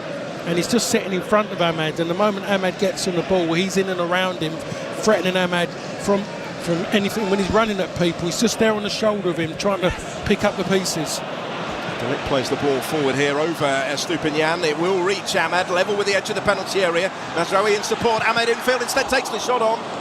It's blocked by Dunk, the defender in the right place. Stood firm and diverted it away from danger, but almost right on cue. Ahmad showing what he is capable of doing, the urgency and intensity that he can bring to this team. Now Bruno Fernandes down the line. Minter was trying to cut it out. He couldn't do so. It looked for a moment as if Diogo Dalot was going to be away, but the flag's gone up. There's the difference. Every time Brighton break forward, they get in positions, they get in areas wide. The moment Manchester United break forward from wide areas, they get caught offside. There's been a clear contrast, hasn't there, today in that respect. Free kick touched short by Brighton through Joel Veltman. Tussling for that on the touchline. No, referee. And going down. That's terrible. That is terrible. Lenny Yoro was the Manchester United player involved in that coming together. I can't believe the referee's given that as well. That's terrible. Well, Yoro didn't make contact, I think, with either player or ball there, really, did he? No, he didn't, and he didn't even complain. That noise there from Veltman was like lockdown football, wasn't it? That scream was... It came across very audibly, didn't it? Yeah. Very clearly on our pitside microphones. But sometimes there on that one, Phil, I think there's someone sitting in a little broom cupboard at Heathrow should just say in his ear, there was no contact, by the way, mate. I mean, that potentially would be the next step for VAR, but whether you want to go down that route or not, that's a whole other conversation. Yeah, I know, but that was so blatantly obvious. There was no contact. I've seen that real time, and I went, he hasn't touched him. I see the replay, I go, he hasn't touched him. Still hasn't touched him, no. The referee did step in at the time, and you could perhaps understand why. But Joel Veltman, fortunate to get that decision. He's back in possession for Brighton here. Hope his foot's okay. It appears to be, surprisingly. This is the left foot this time to go all the way back to Bart Verbruggen. Brighton unbeaten in the last 4 Premier League away games. But the victory at Ipswich in the last one was a first win for them in 5 outside of the Amex. First win anywhere in 9 Premier League matches. They've drawn 4 in a row prior to that game at Portman Road. They're drawing this one as well as it stands. More draws than any other team in the top flight this term. 10 of them before today. And it's difficult to pick a winner in this right now. Here's Van Hecker. 5 minutes of the second half played. Into the feet of Danny Welbeck. Gets it back from Ayari. Welbeck dropping deeper again. And now Veltman down the line. Little flick is by João Pedro. Infield for Welbeck. Probably Manu steps across. Maguire helps him out. Maguire goes down. Free kick given. Why is he waiting so long? I don't know why he's taking so long to make his decision, the referee sometimes. Was it a foul, wasn't it? If it's a foul, then blow up straight away. We could see that's a foul already. The fact he's got pushed into Harry Maguire by Manu, but why is he taking so long? It's notable, isn't it, today, actually, that Peter Banks seems to be giving himself a little bit of thinking time. Yeah, I think sometimes you go, yes, because there might be a chance that it might be an advantage, but you could see there was going to be no advantage there because there was no Brighton player around to pick the ball up to carry it on. Yasin Ayari is the one who's put the ball down in readiness to take this free kick. Assessing his options here, just to the right of centre, about 30 yards or so from goal. Ayari, who joined a couple of Januaries ago from AIK in Sweden, where he debuted as a 17-year-old. Still only 21. Back from a couple of spells out on loan at Coventry and Blackburn last season to become more of a regular this for Brighton. Plenty of players in blue and white to his left, but he slipped as he aimed it into the penalty area. Almost fell for Welbeck as a result. Still might hit as well. Pedro, who scores, belts it beyond Onana, and Brighton back in front. Well, a bit of fortune how it came his way, but João Pedro has more than made the most of it. A scorer here last season in a Brighton victory at Old Trafford. He has them back in front today at 2-1. They just switched off. Absolutely switched off. João Pedro is around everywhere the ball is. He goes to it. He goes in unfamiliar positions as well. and he's just pushed Bruno Fernandes into an area. Bruno Fernandes switches off, doesn't stay goal side. He's trying to look for offside, but it's not offside. The ball's just shifting around everywhere, heads are down, everyone's tentative, don't want to touch anybody in case you give away that penalty, and he just slips away, João Pedro. He's just in and around, everything around the ball, scurries around, and as much as he's a good footballer, he's a good predator as well in the box. Through the legs it went of Andre Onana in the end. João Pedro away and celebrating his 6th goal of the season. Nobody has more for Brighton now in the Premier League. He's joined Danny Welbeck on that total today. There was a lovely touch in there from him, as it turned out. Whether it was wholly intentional or not, I'm not entirely sure, but it certainly afforded him the chance to slam in the goal. I mean, the end of it is where every time it goes in, you just go around and you ask questions, and just it goes on for so long. Well, VAR are having a look whether there was a possible foul. The goal has not been cleared as yet. And it's Van Hecke who was helping it on.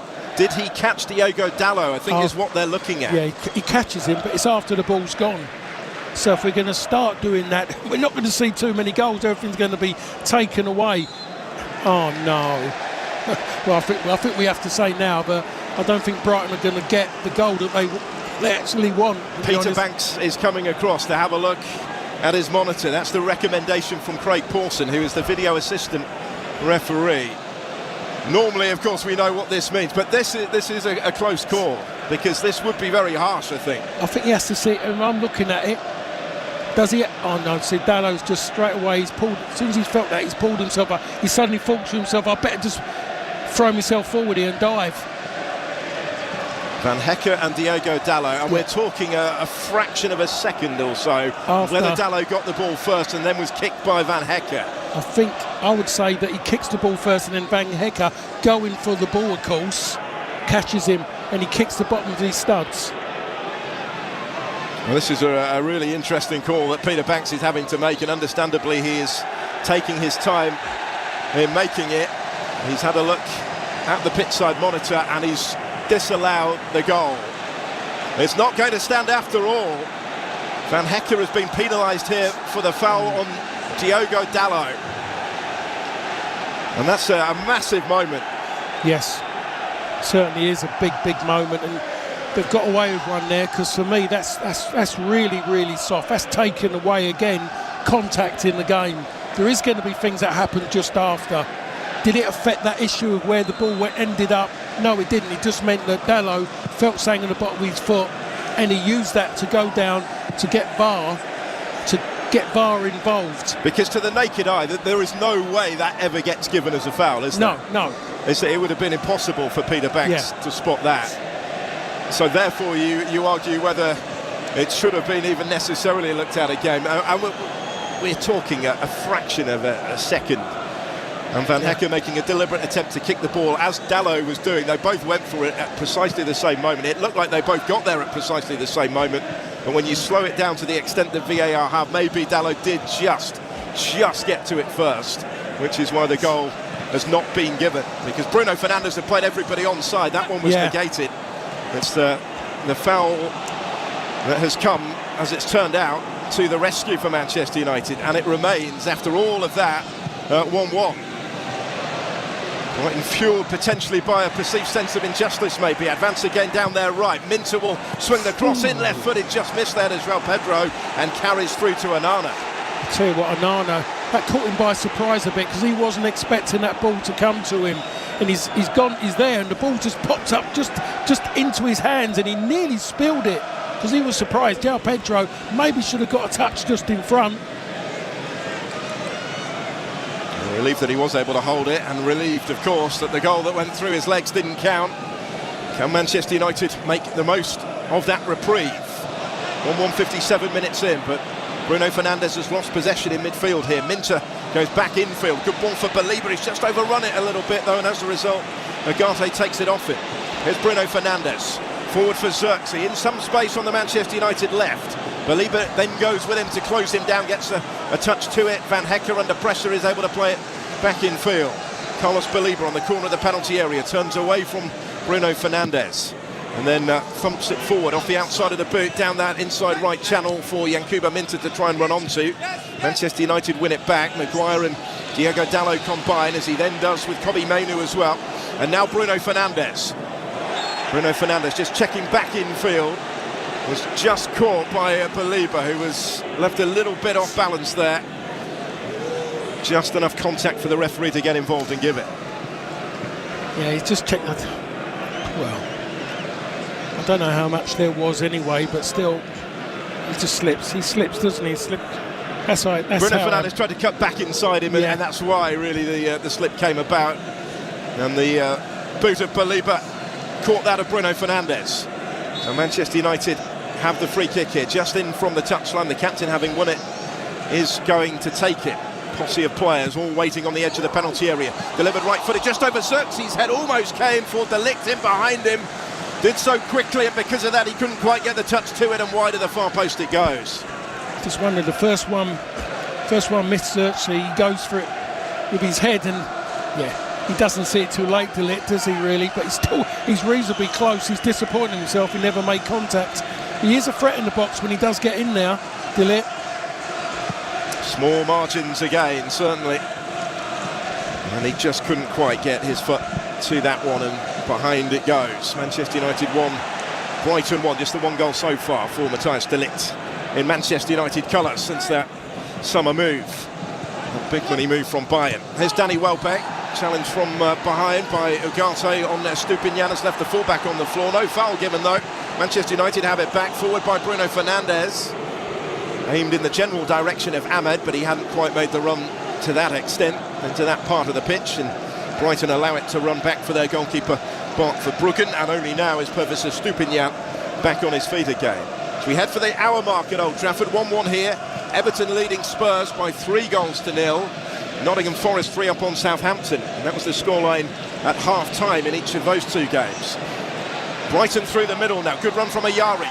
Just caught after releasing the pass. Minteh takes over, curls it towards that far post where Minteh's trying to get there, and it's gone in, and Brighton have their goal this time. On the hour, they lead at Old Trafford. Minteh getting the touch to it as he challenged Mazraoui on the post, and this time they can celebrate. Brighton 2-1 up at Old Trafford. I need to see that again, because I'm wondering, what is Onana doing? Why hasn't Onana stepped forward or in a position just to take that? Because, I mean, Mazraoui can say that, you can talk about him. Was it his fault at the far post? Or was it about Masuma wanting the ball more than what he did, Mazraoui? But I'm just going, it coming in off the left foot, and I'm looking at Onana, and he's sitting there, and he's right on his line, his starting position. And Mazraoui's just caught at the far post. That is Masuma all over. He does not give in. Mazraoui goes straight into the near post, but I just wonder with Onana, I'm no expert in goal, but he's not there to threaten it. The ball comes in from Mintal, and it's a lovely little testing ball asking questions, but Mazraoui has got to be able to block Masuma off there. He can't allow that to happen. And I'm just seeing in a replay as well, I've just seen João Pedro go down holding his hamstring. And that's one to keep an eye on in the immediate aftermath as Mitoma wheels away in celebration, scoring for the second Premier League game in succession. He put them in front at Portman Road on Thursday as well, and with the goal that he scored today, he becomes the record Japanese goal scorer in Premier League history. That is number 15 of his career in this division, and that is one more than Shinji Okazaki managed during his Leicester City career. They're still waiting just to kick the game off again, but Manchester United in position to do so, having to come back from behind. I think that's because there was some concern over João Pedro. He looks to be okay to continue. He's back in position for Brighton. The goal certainly stands this time. There's activity on the United bench as well, because for the second time in the game, they're going to have to try and come back from behind. They're going to bring Garnacho on, I think, shortly. Ugarte's gone into the book, which was part of the reason for the delay in the restart. And Brighton will feel, I'm sure, that justice has been done now that they do lead at Old Trafford, and now they'll ask some further questions of this Manchester United defence, who are going to have to stand up and be counted here in what remains, needing to chase the game.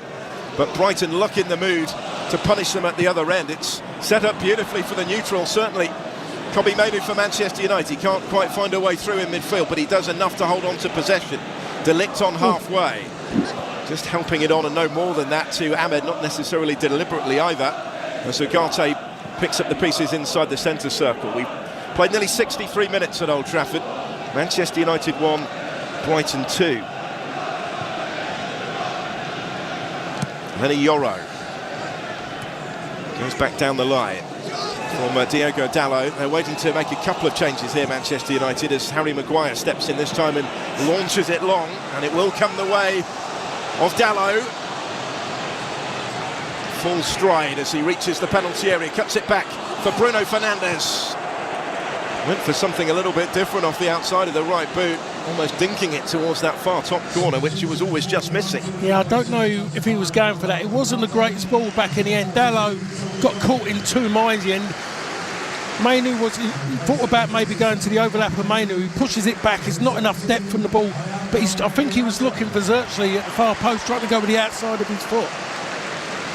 Here come the Manchester United changes, and a notable introduction of Toby Collier, who's come on in the last three games now. Kobbie Mainoo and Manuel Ugarte are making way in midfield. Garnacho is on as well, who started, Alejandro Garnacho, against Southampton on Thursday, despite all the transfer speculation that currently surrounds him. And a big opportunity for the fit again Toby Collier to stake his claim. He's impressed Ruben Amorim in training recently and during the cameo performances that he has had, in particular at Arsenal last week in the FA Cup. But Ugarte and Mainoo both making way as they did a little earlier in the game, actually, on Thursday. Yeah, I was just hoping that something can come from it as well. Just looking how just leaves them that little bit. They lose a little bit in the middle of the park, to be perfectly honest, in ball retrieval. Bruno will have to drop a little bit deeper as well. Can he be disciplined in there with his Brighton midfield and forward line? Yeah, he's gone in alongside Toby Collier in the heart of that midfield. Garnacho, of course, playing further forward. Will be a free kick here. Minter falls back to do his defensive duties again up against Diogo Dalot. 20 minutes of the second half played on Premier League Live. Manchester United 1, Brighton 2. Everton 3 up on Spurs. Further goals that we'll get to at the City Ground very shortly as well in that game between Forest and Southampton. And we still have Ipswich against Manchester City to come.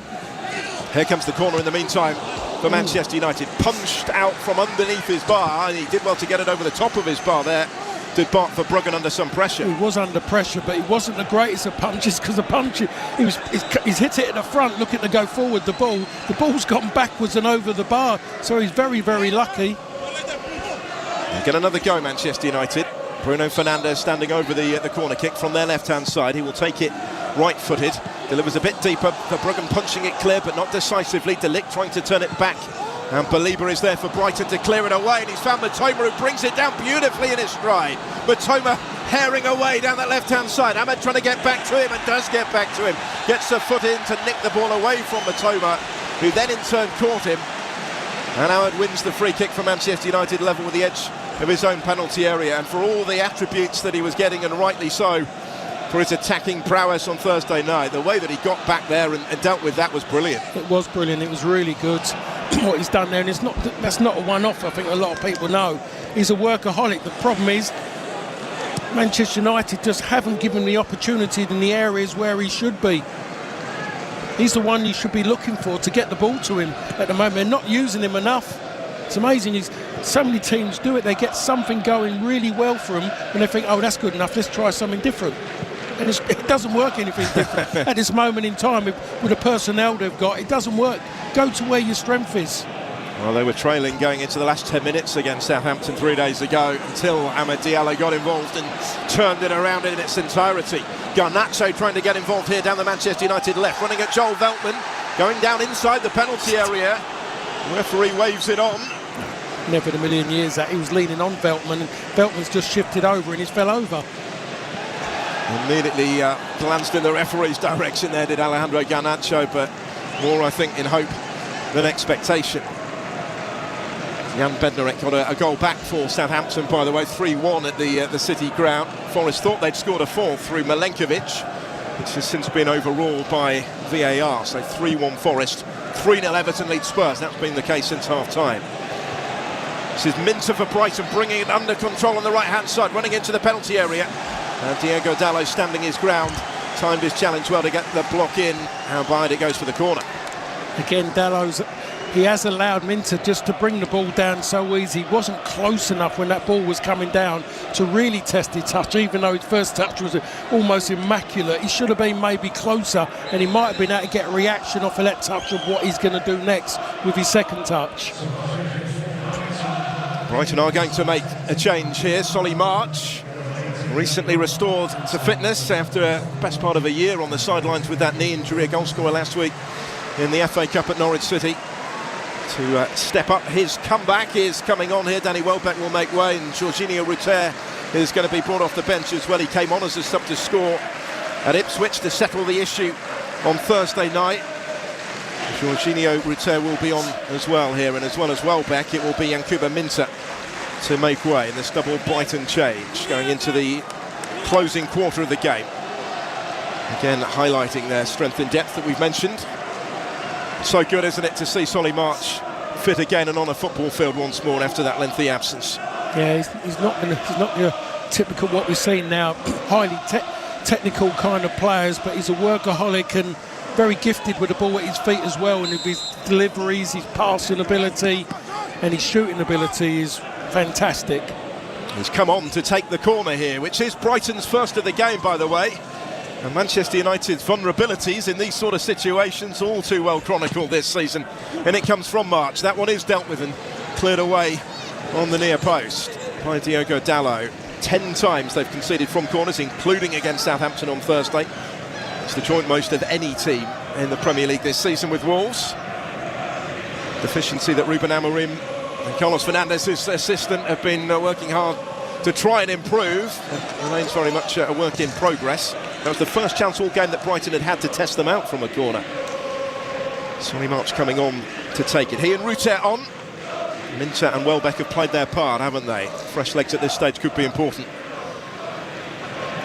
And Yoro just getting a foot in and having waited all game to earn their first corner. Brighton are going to have another one here. Like buses, isn't they? Corners now. In this instance, certainly. 20 minutes of the 90 to play at Old Trafford. Manchester United 1, Brighton 2. Reminder that once we're done here, Ipswich against Manchester City still to come with James Fielden and Chris Perry. Solly March to have another go with this Brighton corner. Everybody packed inside the 6-yard box, really awaiting its delivery. The vast majority of them anyway, and in fact one of them has ended up in the back of the net there, one of the Brighton players. It's Van Hecker, I think, who's gone down. These corners now, you see this all the time. It's just ridiculous now what they've allowed corners to become now. He's holding the bottom of his foot. I mean, I don't know what damage can you do to the bottom of someone's foot, because then the plastic is really thick at the bottom of it. For someone to kick the bottom of it, you've got to have hurt yourself, maybe worse. Well, he doesn't appear too keen to get back to his feet again, Van Hecker. It was Andre Onana with whom he was involved in, I was going to say collision, it doesn't even merit that description really. And I'll tell you what, Onana has just put his foot on top of his foot.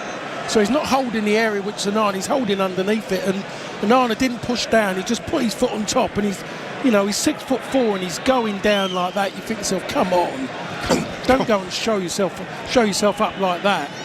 Conversation is continuing between the two of them as this wait goes on to take the corner. So much going on in the middle with so many players packed in there awaiting this delivery from Solly March. Onana's got no room in which to work really at all at the moment. In from March, flicked on near post. This time it's Maguire who gets it away. Will be returned by Ayari, although there's almost as much height as there was distance on his header. And Xerxes is able to clear it up towards Alejandro Garnacho. Just beaten to that by Baliba though on the halfway line. He then goes down inside the centre circle in the coming together with Toby Collier. And Brighton get the free kick. Collier yet to start in the Premier League. It's his third appearance off the bench, the second in consecutive games. Just got to that a fraction after Carlos Baliba. But he's very much an option, says Ruben Amorim now, in terms of his first team plans in midfield. There had been talk earlier in the month that he might be allowed out on loan, but it looks like that's been rethought, and instead Collier will stay put. Forward here by Brighton into all sorts of space, but surely Jorginho Ruter is offside, and the whistle has gone, the flag's gone up. I'm just surprised they've done the flag so early. Normally they let it run, don't they? It must have been that clear-cut that the assistant referee rendered that academic, really. On we go with Manchester United back on the ball. Harry Maguire. To his right is De Ligt, advancing towards the halfway line. Manchester United heading, as it stands, to a sixth home defeat of the season. They only lost 6 here at Old Trafford in the whole of the previous campaign, which wasn't a particularly successful one for them anyway, of course. They've now conceded 11 goals in their last 5 Premier League home matches, including this one, after only conceding 1 in the 4 that went before. Teething problems certainly under Ruben Amorim, as he predicted there would be. De Ligt forward towards Ahmad. He will reach it ahead of Dunk. Ahmad corner the penalty area, advancing into the box, leaves it for Xerxes. His shot hits Van Hecker and bounces clear of trouble favourably for Baliba to clear for Brighton. Every time they've got in those kind of areas, there's been a block from a Brighton centre-half. They might need another here. Ahmad has it back. That's where the threat's coming from, perhaps predictably. Takes a tumble this time in just overrunning it. No assistance forthcoming from the referee this time. It's behind for the goal kick. Again, everything that United have done of any note going forward, it involves Amad Diallo. Yep. There's no other real threat that's going on at this moment, and it's a big problem for the manager. He's having to rely on a young 20-year-old to try and, well, every time it seems, get Manchester United back into a game. I said the last week or so has been the best of his life, or one of the best so far, after signing that new long-term contract, and then his first Manchester United hat-trick, youngest ever to score a Premier League hat-trick for them at Old Trafford. Only Wayne Rooney has done so anywhere at a younger age in the Premier League era. They need somebody to step up and soon to Manchester United today. It's a day where they paid their respects and tributes to one of their greatest ever goal scorers in Dennis Law. Neat little ball by Solly March down the line for Ayari to deliver the cross, and the goalkeeper spilled it here. It's a gift of a goal. It's Ruter who takes full advantage when that fell favourably at his feet, courtesy of Andre Onana, and Brighton are 3-1 in front and seemingly on the way to all 3 points now. Incredible. Well, and we can say incredible, but it's Onana, so it's not. It's predictable in certain ways. That was, I'm going to say so soft, but that's an understatement. That was shocking goalkeeping. Terrible. Just technically, just not good with his hands. That was so easy. The game, just said there was always an opportunity they might be able to get back in the game, only being the one behind, but he has gone and killed that. Just back that naivety, and it just doesn't make any sense how he's allowed something like that. Something so easy. Well, it's a horrible moment, isn't it, for Andre Onana. Ayari with the ball in, but the goalkeeper unchallenged when he went to collect it, spilled it, and Ruter able to take a touch and then stick away his 4th goal of the season, 4th Premier League goal of the season, 5th in Brighton colours in all competitions, 2 in a week for him. 3-1 Brighton. Just looking at his hands, and again, I'm saying it, I'm no expert, but his hands were never positioned to keep the ball. It was like just palms up. It was so sloppy. That should have been routine. Absolutely routine for him. Ruter scoring as a substitute for the 2nd game in succession. And a week on from Altay Bayindir taking all the plaudits for his performance in the Manchester United goal when they knocked Arsenal out of the FA Cup, saving a couple of penalties, one from Odegaard in the game and another in the shootout. Andre Onana, the established number 1, who's not missed a Premier League game since he signed at the start of last season, is back in the spotlight today for all the wrong reasons. Again, this game's having to start again, really. Everything, it's going to be a long season, going through the same motions as what they've been going through for the past few seasons. Everyone talking is the manager going to be able to spend any in January? Is it going to come to the summer? Is recruitment going to be done early? Is it going to be positive ones? And the biggest one of all, are they going to be able to get rid of a lot of those players who are sitting there? And when you look at it, sometimes in life you have to go backwards to go forwards. So when I keep hearing about people moaning about him, but maybe having to let Garnacho go, sorry, the club are not in a position. They need players to come in. They've got players sitting there on good money who won't leave, even though they know they're not going to play. So you have to look at sometimes and look at the ones which people want. This might be what they're going to have to do. The only way they can bring players in, say the club, is if players go out this month. We're not even mentioned Marcus Rashford yet today because we're so used to him not being involved now.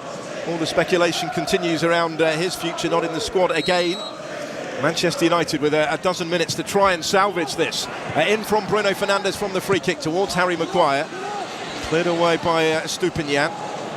Underneath it, under pressure, was Collier, and here comes the counter as a result of that. Matoma towards return. Reaches it ahead of Mazraoui. Ahmed trying to get back to him and did just about enough in putting himself in the way to win the ball back for those in red. Bruno Fernandes has had to hurry back here to collect possession again for his team. He's found Amad Diallo wide on that right-hand side. Of course, they trailed at this stage against Southampton on Thursday, albeit by a goal to nil, and then Amad went on to score 3 in a dozen minutes. But it's a big ask, this Brighton team, to do it again. Southampton side who are 3-1 behind at Forest today. Everton still 3 up on Spurs, by the way.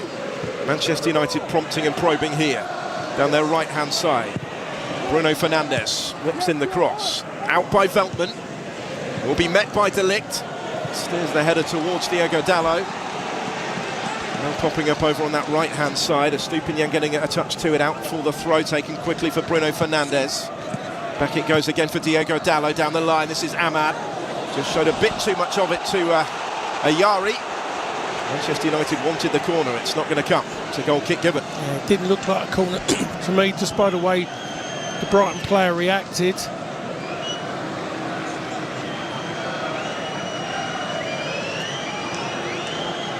Well, given the respective histories of these clubs, where they've come from, what they've achieved in the game, this is an eye-catching result, isn't it? But in more recent seasons, it's not a surprise. This would be a 6th win in the last 7 meetings between the clubs in the Premier League for Brighton. Yeah, as I said before, there's been so many negative records broken since 2013.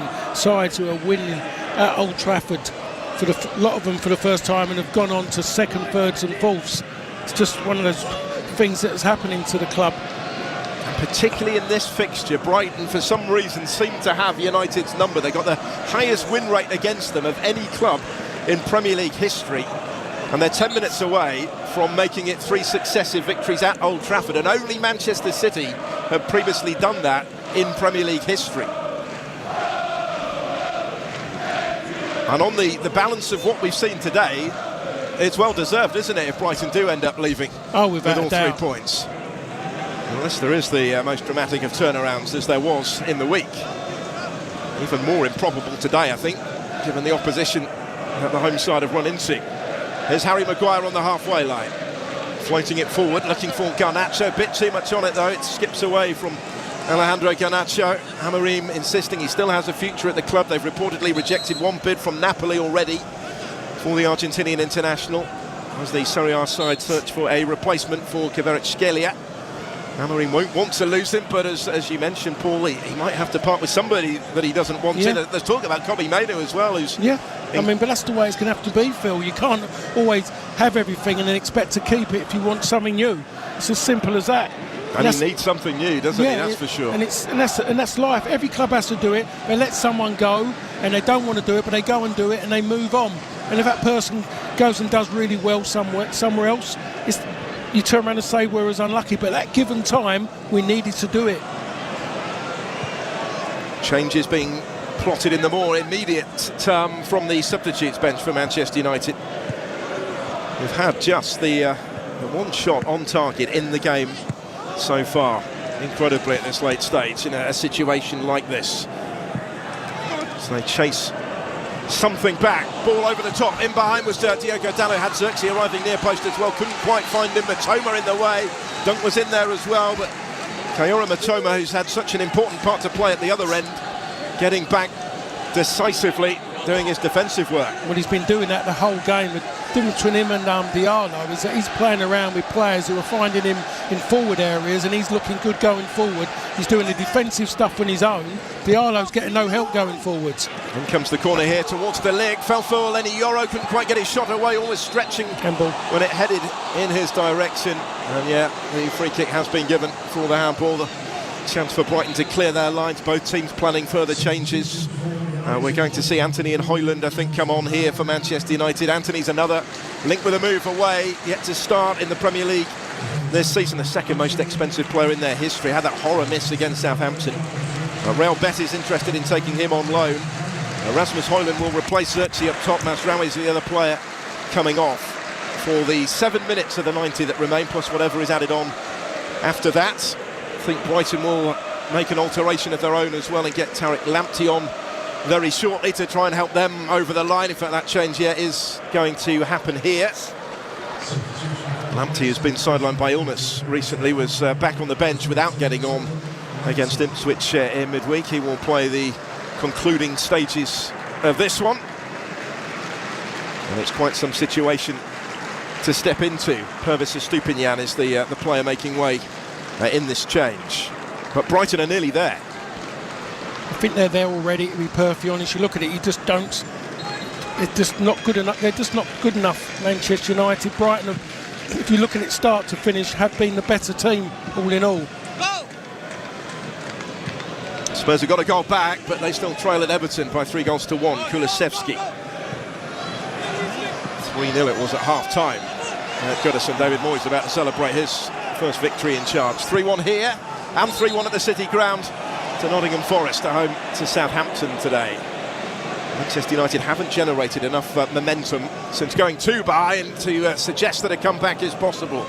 The player culpable for the concession of that third, the goalkeeper Andre Onana, back on the ball here, leaving it for Harry Maguire. Gets it back from Collier. He will shift it to his left for Lenny Yoro. Now Diogo Dalot, since that substitution, finds himself back on the left flank. Down goes Collier. Bruno Fernandes takes over. Shifts it to his right, in some spaces De Ligt. Wider over on that far touchline, the Manchester United right is Ahmad. Brighton have dealt with his danger much better than Southampton were able to late on in midweek. Toby Collier. Bruno Fernandes has a couple of options ahead of him. He's able to pick the pass this time for Ahmad. In space, Lamptey is with him, gets the block in. Almost came for Anthony, near post as well, for Bruggen just reached it first. And Mitoma can clear it away.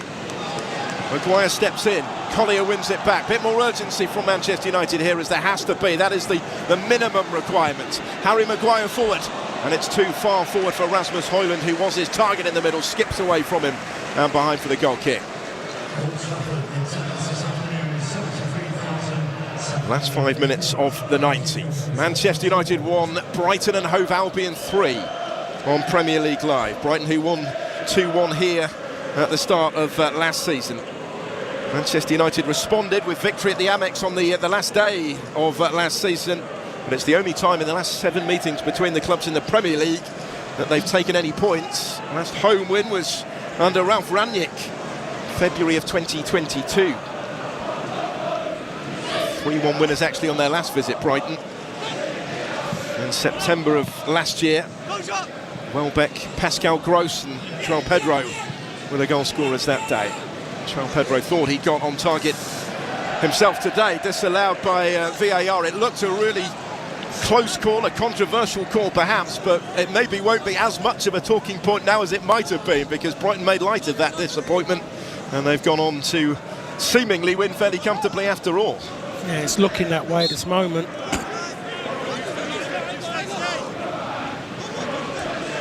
Throw to be taken by Lamptey on that far side. Over the head of Mitoma, away by De Ligt. And there hasn't been enough of a response, has there, from Manchester United in attack? No, it's been poor. They've really been put on. It tells you they've kept... So, you have to look at it. Brighton have kept Diallo quiet, and there's nothing else. They've got nothing else who threatens, and that's what makes it easy for teams to stop Manchester United at this moment. They've just got nothing positive through the middle. On the left-hand side of their forward line, they just haven't got anybody who can actually offer anything anywhere near what Diallo does. Oh, referee. Well, João Pedro's gone down off the ball, and he stayed down, which is why the referee has stepped in to assess the situation and stop the play, to the frustration of the home fans.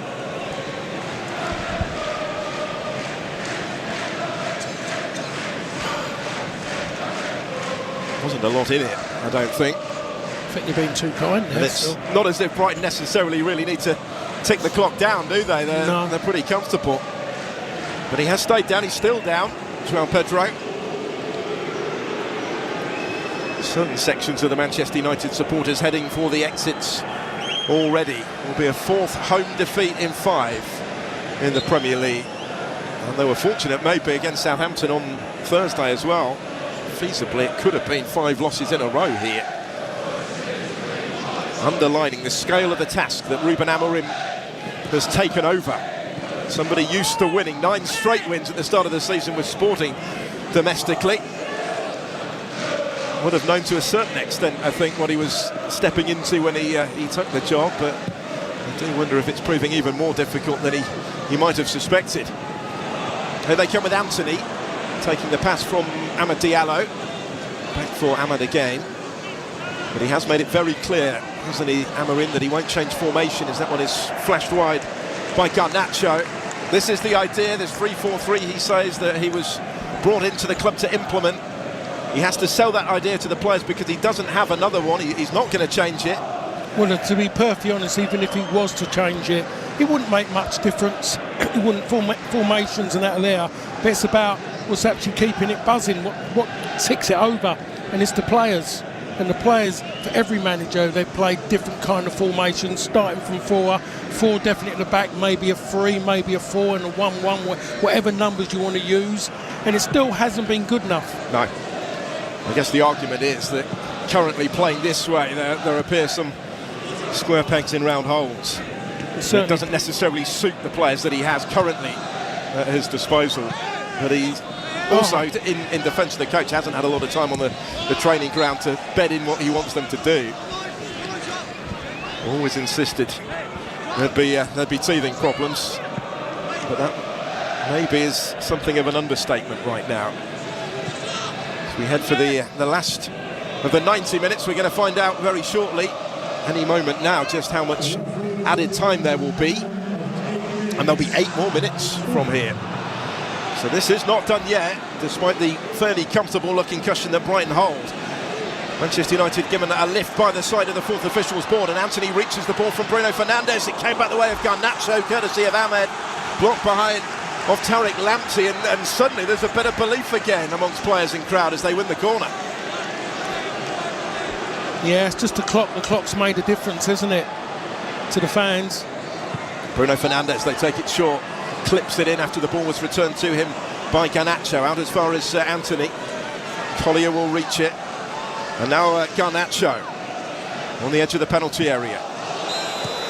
Back it went from Collier, the referee stepped in. I think the assistant spotted something on that far side of the field, to the frustration of Bruno Fernandes and Manchester United, because another attack ends prematurely, ends without reward. 7 further minutes of stoppage time to play. Everton leading Spurs by 3-1. Southampton, I believe, have got another one back at Forest in stoppage time there. They were 3 down as well. Paul Onuachu with his first Premier League goal. Maybe not quite done yet. Here's João Pedro. It runs away from him. Collier able to intervene. João Pedro stayed down again. You can probably hear what the fans think about that. Ball over the top for Rasmus Højlund. It just hit him on the shoulder though. It didn't quite drop into his path. If I'm a Brighton player, I'd be saying to him something like that: get up, because you're just adding on more time. You're 3-1 up. Just play, just keep the ball. Only now is he back on his feet again. João Pedro, Brighton briefly back on the ball. Reter stepping in. Forward here for Solly March to chase it down their right. Harry Maguire comes across with him, and out of play it goes. But Brighton currently have Manchester United where they want them in this part of the pitch and at this stage of the game. Oh, they certainly do. They've just seen out something, and it's been relatively easy for them. There hasn't been a threat on their back 4. Throw to be taken by Joel Veltman. Southampton were on the wrong end of that late comeback at Old Trafford here on Thursday. A couple of late goals themselves. Manchester United nearly giving possession away inside their own penalty area again there to Ruter. Back it comes for Veltman, and it's guided back to the goalkeeper Bart Verbruggen. Still over 5 minutes of added time to play, so a message to our global broadcast partners that this game will be finishing later than advertised. We'll end the broadcast at the nearest 5-minute marker after the full-time whistle, which is a little way away yet, but Bruno Fernandes trying to orchestrate Manchester United. Ruben Amorim, his compatriot, watching on the touchline, haven't yet been able to generate that sort of momentum, that urgency that they need. Because to go back at this stage, there's still an opportunity for them, but it's a big if, isn't it? It is a massive if. I'm just not seeing it. Against Southampton, I was seeing a little bit of momentum going with them. You could see Southampton suddenly got deeper and deeper, and then there was a little bit, and you could see the players knew that as well, the Manchester United players. Not at this moment in time. There's Garnacho. Not too many options for him. March helping out defensively, then gets the challenge in on Diego Dalot on the touchline as well. Another change coming for Brighton here. Another couple of changes coming for Brighton here. Julio Enciso is going to come on. And there will be a debut as well for Diego Gomez, the 21-year-old Paraguayan midfielder. Signed this month from Inter Miami. He'll get his first minutes of his Brighton career, his Premier League career. João Pedro and Carlos Baliba, I think, are the couple coming off for the 4 additional minutes that remain beyond this point. Not a bad position to be in, is it, to come on for your Premier League debut? No. For Diego Gomez, 3-1 up at Old Trafford. Yeah, I think that says a lot. I'm sure his family back home, with the fact of his playing at Old Trafford, and the team he's involved in are going to win at Old Trafford as well. Ruter goes down here. De Ligt frustrated by the referee's whistle that's gone against him. Free kick conceded. I think there's frustration his side because it was a foul. He got there too late. The ball had gone round the corner, and he's just ran into him, isn't he, really? The contact was made for Ruter, really, by going into him after. I mentioned it, though, how Brighton are becoming used to beating Manchester United. They've played 16 times now in the Premier League. Brighton have won half of them. 8 victories in this head-to-head fixture. That's more wins than they've managed against any other Premier League club, And remarkably. the momentum's with them as well going forward, isn't it? Very much so right now. And in the more immediate term, of course, what this victory would do for them today. Having gone 8 without one, it will be 2 wins in a week for Brighton, in addition to FA Cup progress, and they might be in again here. Ruter taking the ball from Matoma, going down, nearly comes back from Matoma. Still in there scrapping for it was Enciso. That would have been his first involvement. Anthony in the end comes clear with it. That could have been 4-1. It could have been. Harry Maguire gets the ball stuck under his feet. He didn't know where it was. He was 8 yards from goal, and he's virtually just flicking out, not knowing where the ball was. Well, Brighton with the victory here will be within 3 points of the top 5, and Chelsea, that of course could be enough for Champions League football next season. 5th place in the Premier League. Newcastle only a point better off in 4th, and well, they were being talked about until that defeat against Bournemouth, maybe as potentially getting themselves involved in the title race. So quickly things can change and how tight it remains in the table. Manchester United 13th position on 26 points. They haven't looked really like getting back in this. Not really, even after going 2-1 behind, certainly not since it went to 3-1. No. There's just not enough there with what he's got to work with, Amorim. It's just a poor assortment of players, what he's got. Bruno Fernandes. We've got about 90 seconds of the additional period to play. Prodding it forward, it didn't quite reach Garnacho. Ayari under pressure is able to spin away from Bruno Fernandes, and then skips clear of Maguire as well. Opens up all sorts of space. And Brighton are not sitting back and defending what they have here. Plenty in support of the counter. Ruter taking over and finding Solly March. March just cutting back in field. Held up by Lenny Yoro. March losing the momentum of the attack a little bit because of that then going down. Was there enough in it from Yoro? There was, says the referee. Pushing and shoving continues between the pair of them. Garnacho steps in between them. March raises his hand towards Garnacho and would do well to walk away here. Brighton don't need to get involved in this. No, not really. But I mean, I don't... Solly March, I mean, I think he's had a little flicker in Euro, but it wasn't anything aggressive.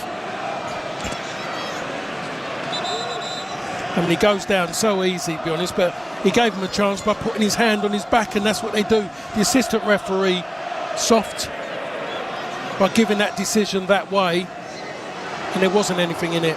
And Euro gets something like that. If a kid does that in kindergarten, you would laugh. Well, he's got a yellow card for it as Lenny Euro. And this will just ensure that the added period is extended a little further. We've had the 8 minutes that were initially added on, but there'll be a bit more to come. March into the book as well, by the way, for his part in what followed. It was more for the reaction of the two of them, I think, and the way they squared up rather than the initial coming together. Charlison's got another one back for Spurs in stoppage time. 3-2 at Everton now. That one is almost done.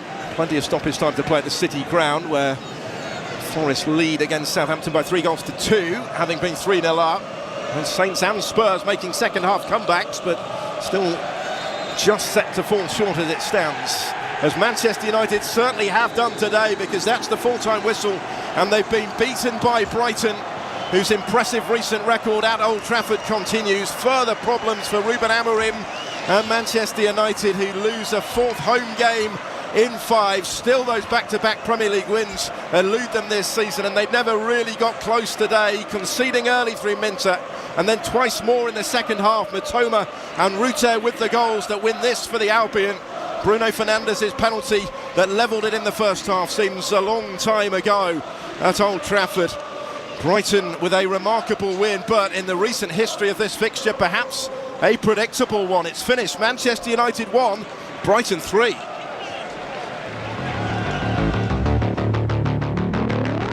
Ball over the top here for Matoma, who's in on goal, and there is Yankuba Minter in the middle to apply the finishing touch. Some start, some story at Old Trafford already. Manchester United 0, Brighton 1. And that's 1-0, and that's United's bad start again, catching up with them. Here comes Bruno Fernandes, rolls it in. The goalkeeper diving to his left, went the wrong way. And Manchester United are back on terms. Bruno Fernandes scores from the spot, as he usually does. Manchester United are back in the game because they don't deserve to be. Brighton through the middle now. Good run from Ayari. Just caught after releasing the pass. Minter takes over, curls it towards that far post where Minter's trying to get there, and it's gone in. And Brighton have their goal this time. On the hour, they lead at Old Trafford. Ayari to deliver the cross, and the goalkeeper spilled it here. And it's a gift of a goal. It's Ruter who takes full advantage when that fell favourably at his feet, courtesy of Andre Onana. And Brighton are 3-1 in front, and seemingly on the way to all 3 points now. Incredible. Well, they certainly were. 3-1 is how it finished. So it's over next then to Manchester City at Portman Road away at Ipswich. James Fielden, your commentator for this one, standing by, has the team news for us. Yeah, plenty of changes here on both sides, starting with Ipswich. Ben Godfrey comes in for his full debut. Wolfenden and Greaves missing for this one. Calvin Phillips not involved as well. Burgess, Morsey, Johnson and Clark also come into the 11 for Ipswich as they make 5 changes. 4 switches for Manchester City. Ortega dropped in goal as Ederson returns in the league for the first time since mid-December. Ruben Dias back from injury as well. Gundogan and Doku into the 11. Ake, Bernardo Silva and Savinho all make way. It's a 4:30 kickoff UK time for Ipswich against Manchester City. Chris Parry joining James for commentary of that one very shortly. I can tell you it is all over at Goodison. Everton have hung on and beaten Spurs by 3-2, having been at 3-0 up at half-time. And it's just, I think, the full-time whistle gone at the City ground. Similar story there. Forest were 3 up against Southampton. 3-2 it's finished. Brighton here have won at Manchester United by 3-1. You are listening to Premier League Live. Everybody that be living it up, we said. Yo, what's up? It's Sirius XM Fly. I can't come to the phone right now because I'm over on Channel 50 playing those 90s. What's my name? Let's flip the track, bring the old school back. And 2000s hip-hop and R&B throwbacks. Commercial free, 24/7. Pull up Channel 50 and at home with Sirius XM on your phone, computer, Alexa, TV, or other internet-connected devices. Holla. Hey, Kelly. I love your Kelly Clarkson Connection channel. All right. Thank you so much for listening. The mix is eclectic. I love music, and I just want to celebrate all of it with you. It's my favorite now. Is it worth it? Let me work it. It is perfect. This is my heartbeat. The Kelly Clarkson Connection, y'all. I freaking love your channel. Oh my God. Channel 12 and on the Sirius XM app. What happens in Vegas? Vegas, y'all ready to turn it up tonight? Is heard across North America. CMA and ACM Entertainer of the Year, Lainey Wilson. Bringing it on the Strip. I'm headed straight home. Captured live exclusively for Sirius XM. High five generations of blazing trails. Lainey Wilson. If you ain't on your feet, get your butt up. Hear it anytime at home with Sirius XM on your phone, computer, Alexa, TV, or other internet-connected devices. No Shoes Radio is your soundtrack to summer, even in the winter. Kenny Chesney's personal playlist. It really is the playlist that I have on my boat. And exclusive behind-the-scenes access to Kenny on tour. What a great night, Pittsburgh. Great job, guys. I love you. And in the islands. I love the sound of this island when it's raining. Kenny Chesney's No Shoes Radio, Channel 59. And at home with Sirius XM on your phone, computer, Alexa, TV, or other internet-connected devices. The 47th presidential inauguration. I, Donald John Trump, do solemnly swear. Live coverage on the Sirius XM news channels starting at channel 114. Plus coverage throughout the day on the Sirius XM political channels, Patriot, Progress, and POTUS. And a 1-hour special starting at 6 p.m. Eastern. Hosted by Megyn Kelly on Triumph, channel 111. Hear history. Congratulations, Mr. President. Here, tomorrow on Sirius XM. The College Football National Championship is on Sirius XM. The Notre Dame Fighting Irish look to capture their first title since 1988. The Irish are going to play for a national championship. While Ohio State tries to win its first championship in a decade. Jeremiah Smith with another magical catch. Hear the national broadcast tomorrow night at 7:30 Eastern on Channel 80. The Ohio State call is on Channel 81. The Notre Dame broadcast and expert analysis is on College Sports Radio Channel 84 and on the Sirius XM app. Inside the area, and he fires it low into the centre of the goal. We've got every kick of every game from the world's biggest and best football league. With the outside of his right foot, he found the corner. The goals, the drama, the excitement, the despair. Off the right, left foot, top corner, left foot in turning effort. Oh, what a beautiful goal! It's all here on Premier League Live with TalkSport. You are listening to TalkSport's coverage of Ipswich Town against Manchester City from Portman Road. I'm your host, James Fielden, and alongside me is the former Southampton, Tottenham and Wimbledon defender, Chris Perry. You are listening to Premier League Live. With Liverpool's late win at Brentford yesterday, it means that having played the same number of games, Manchester City are a staggering 15 points short of the Premier League summit. And even with the ridiculous winning runs they can go on, that deficit is simply not going to be made up. Now it seems like it's a race to make the Champions League, with Pep Guardiola's side starting the day as low as 8th place in the Premier League, with 5 teams likely to make UEFA's top-tier competition next season. They are unbeaten in 5 matches in all competitions, which given their recent standards is stability, which is quite incredible to say. But they did give away a 2-goal lead at Brentford in midweek to draw 2-2 in what was another setback. That's now 14 points dropped from winning positions this season, already their most in a campaign under Guardiola. Not since 2001 have Ipswich hosted Manchester City in the league here, albeit back then it was the likes of Sean Goater leading the line. Now it's the man they refer to as the GOAT, Erling Haaland, fresh from drying the ink on that new 9-year contract that was confirmed a few days ago. 2 years ago, City were second in the Premier League behind then leaders Arsenal, while host Ipswich were third in League One, and it's been quite some rise since then for the Tractor Boys. Things were never likely to be easy for Kieran McKenna's men this season as they continue with a sizable amount of players that got them promotion from the third tier, but they continue to plug away in the hope of safety come May. Just that single home win against Chelsea this season has been their issue. They were beaten again in midweek as Brighton took the points back to Sussex from here. And with Wolves playing at Stamford Bridge tomorrow night, that leaves them inside the relegation zone on goals scored, only behind Victor Pereira's side. A chance for the Blues to nudge back ahead then if they can get a landmark victory of their Premier League adventure so far. In terms of the team news, well, there's plenty of it. First off, for Ipswich, 5 changes from the side that lost here to Brighton. Ben Godfrey comes in for his Premier League debut. There's Burgess, Morsey, Johnson and Clark coming into the 11 as well. Wolfenden and Greaves missing altogether. Phillips not in the squad as well. Burns and Broadhead drop to the bench where they're joined by Jayden Philogene, who could make his debut later, having signed from Aston Villa. Manchester City make 4 changes. Ederson starts in the Premier League for the first time since mid-December as he replaces Stefan Ortega, who Pep Guardiola had pretty stern words with at the end of the game at Brentford. Ruben Dias is back after 6 games out with a calf injury, replacing Nathan Ake. Ilkay Gundogan and Jeremy Doku in for Bernardo Silva and Savinho, who drop to the bench. Delighted to say, alongside me for this one today is former Premier League defender Chris Perry. Chris, how are you? Good to see you. I'm all good, thanks, James. This is the final game today. Been plenty of goals in the Premier League so far this afternoon. Wins already for Everton, beating Tottenham 3-2. Manchester United losing 3-1 at home to Brighton. And Forest beating your old side Southampton by 3-2. Is this one going to be full of goals as well? I'm not so sure. It depends what Manchester City turn up, really. I think Ipswich will have a good go and will have a good shape and will try and play at times. It's how good Manchester City are and where they're at the moment. Obviously 4 goals in the last game at Brentford. And if they play anywhere near how they can play, then I can see them scoring a few today. Well, let's hang on Manchester City for a moment. First off, the change in goal. I mean, they've switched the goalkeepers around a little bit this season, haven't they? But Guardiola didn't seem happy with Ortega at the end of that game at Brentford. Well, there was a moment, wasn't there, when he was on camera screaming at Stefan Ortega, and you feel there was obviously something that he didn't like, and we all know how he likes the game to be played exactly how he wants it to, and if they don't, that sometimes he takes people out the team.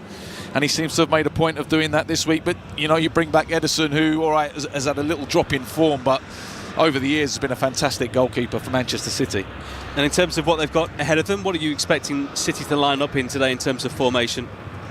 I'll be surprised if it changes too much from Brentford. I mean, they've made 3 changes personnel-wise, but they played a 4-2-3-1 at Brentford. Phil Foden obviously scored 2 goals from back out wide on the right-hand side, which I think is still probably his best position. I think Matthias Nunes will probably play right-back, so I can see them playing a 4-2-3-1. Yeah, Nunes, of course, an attacking midfielder naturally, but given Manchester City's needs, has found himself at the back, and that is what the host broadcaster are going with today, with Nunes at right-back, Gvardiol left, and then Diaz and Akanji in the middle, with Kovacic and Gundogan sitting in front, Foden, De Bruyne and Doku behind Haaland up front. As for Ipswich, could they have asked for much more in terms of their position and points tally at this stage? No, I don't think so. I think they've always been competitive. I think pretty much every game they've been competitive. They've got a style of football, and that they still try and play that style of football. I think they're probably where Kieran McKenna would expect them to be. I think they'll be a little bit disappointed that Everton picked up a result this afternoon, because obviously if they'd have managed to pick up a win, they would have gone above them. But they need to keep picking up points, particularly here at Portman Road. And if they can do that, then they're going to give themselves a chance of hanging on to the coattails of Wolves in particular. Yeah, and ultimately they've got to look after their own business, haven't they? Well, Erling Haaland and co are warming up in front of the Portman Road faithful here at the moment. The kickoff is coming up in just over 15 minutes' time. We're going to have a look forward to this game, a little bit more and hear from the managers, and look back at the games already today in just a few moments. You are listening to Premier League Live. It's soccer's most thrilling league. Only the Premier League can make you feel like this. And now every match is on the SiriusXM app. Can you believe it? From the title race. This is remarkable. Keeps this title charge on track, surely. To the relegation fight. The impossible may still be possible. Hear every English Premier League match on the SiriusXM app and talk about all the EPL drama on SiriusXM FC 157 and the SiriusXM app.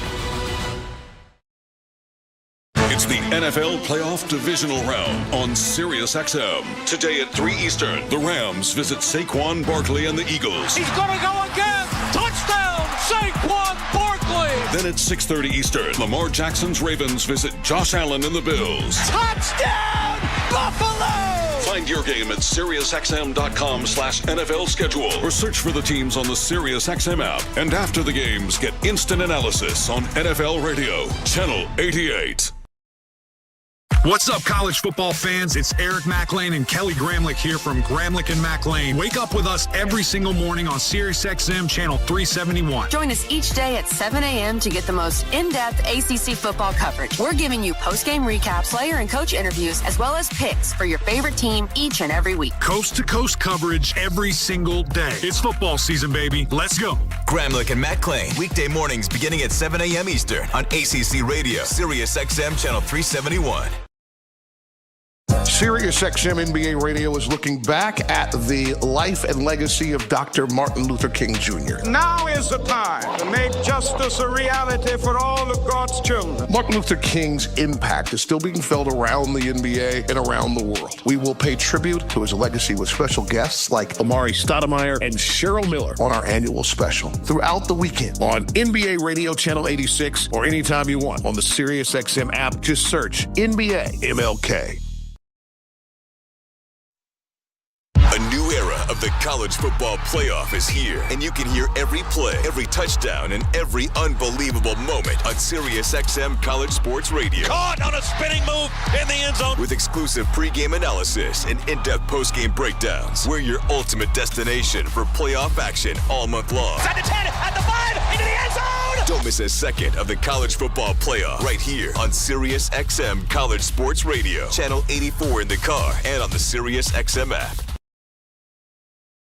To truly go inside the game of pro football, you need to see things from the player's perspective. Let's go! Every Tuesday at 7 p.m. Eastern, catch the Player's Point. Let's go, let's bring energy! Join NFL tight end Colin Thompson and Miami Dolphins fullback Alec Ingold as they break down the biggest stories in the NFL. It's an encouraging way to look at football. The Player's Point. Every Tuesday at 7 p.m. Eastern, only on SiriusXM NFL Radio, Channel 88, and the SiriusXM app. Switch against Manchester City coming up for you in just over 15 minutes' time. But there have been 3 matches already in the Premier League today. Everton beating Tottenham, Manchester United losing at home to Brighton, and Nottingham Forest beating Southampton, only just in the end by 3-2. We can now get some considered verdicts from those games, starting at the game at Everton as they beat Tottenham. Oh, no, sorry, in fact, no, we'll go there in a second. First off, we're going to go to Old Trafford and hear about the game between Manchester United and Brighton.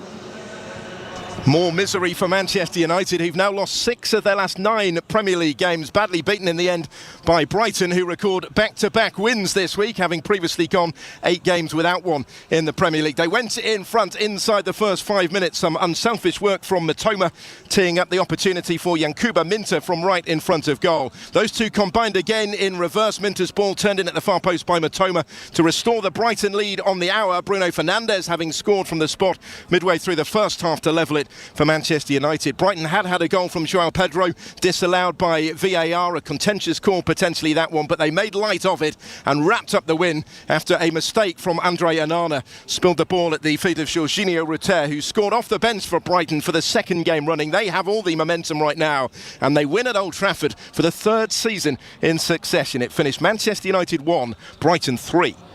Well, I was looking at this game going on, Chris Perry, and in a way you say it's a shock result, but you can't say that anymore. Fine, they're winning at Old Trafford. You know, every single commentator says Brighton lead at Old Trafford, but what even is that now?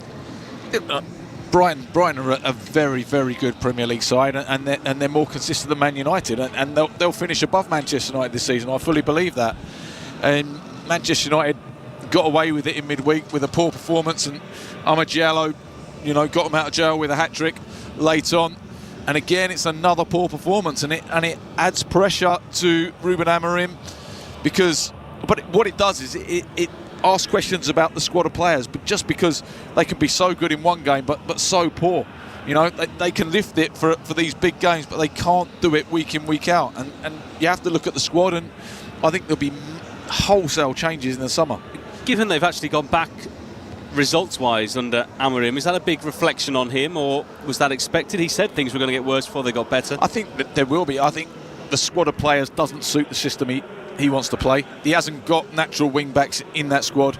he hasn't probably got enough fit centre-backs to be playing 3 at the back.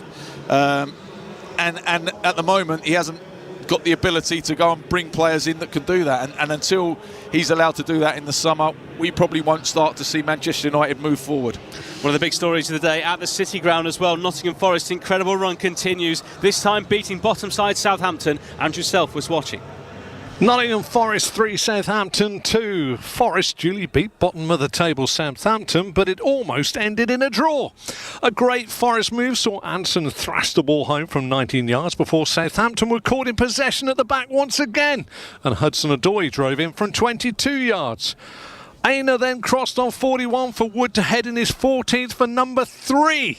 Southampton had to win the second half, and they started that half in a positive way when Bednarek redirected or deflected and Ugachukwu shot in for 3-1.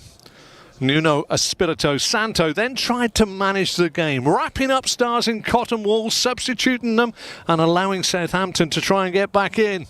And with 12 minutes added time put up on the board, Paul Onuachu headed in a Fernandez corner for 3-2. And the last 11 minutes were far too nervy for the City Ground faithful, but Forest prevailed. Forest 3, Southampton 2.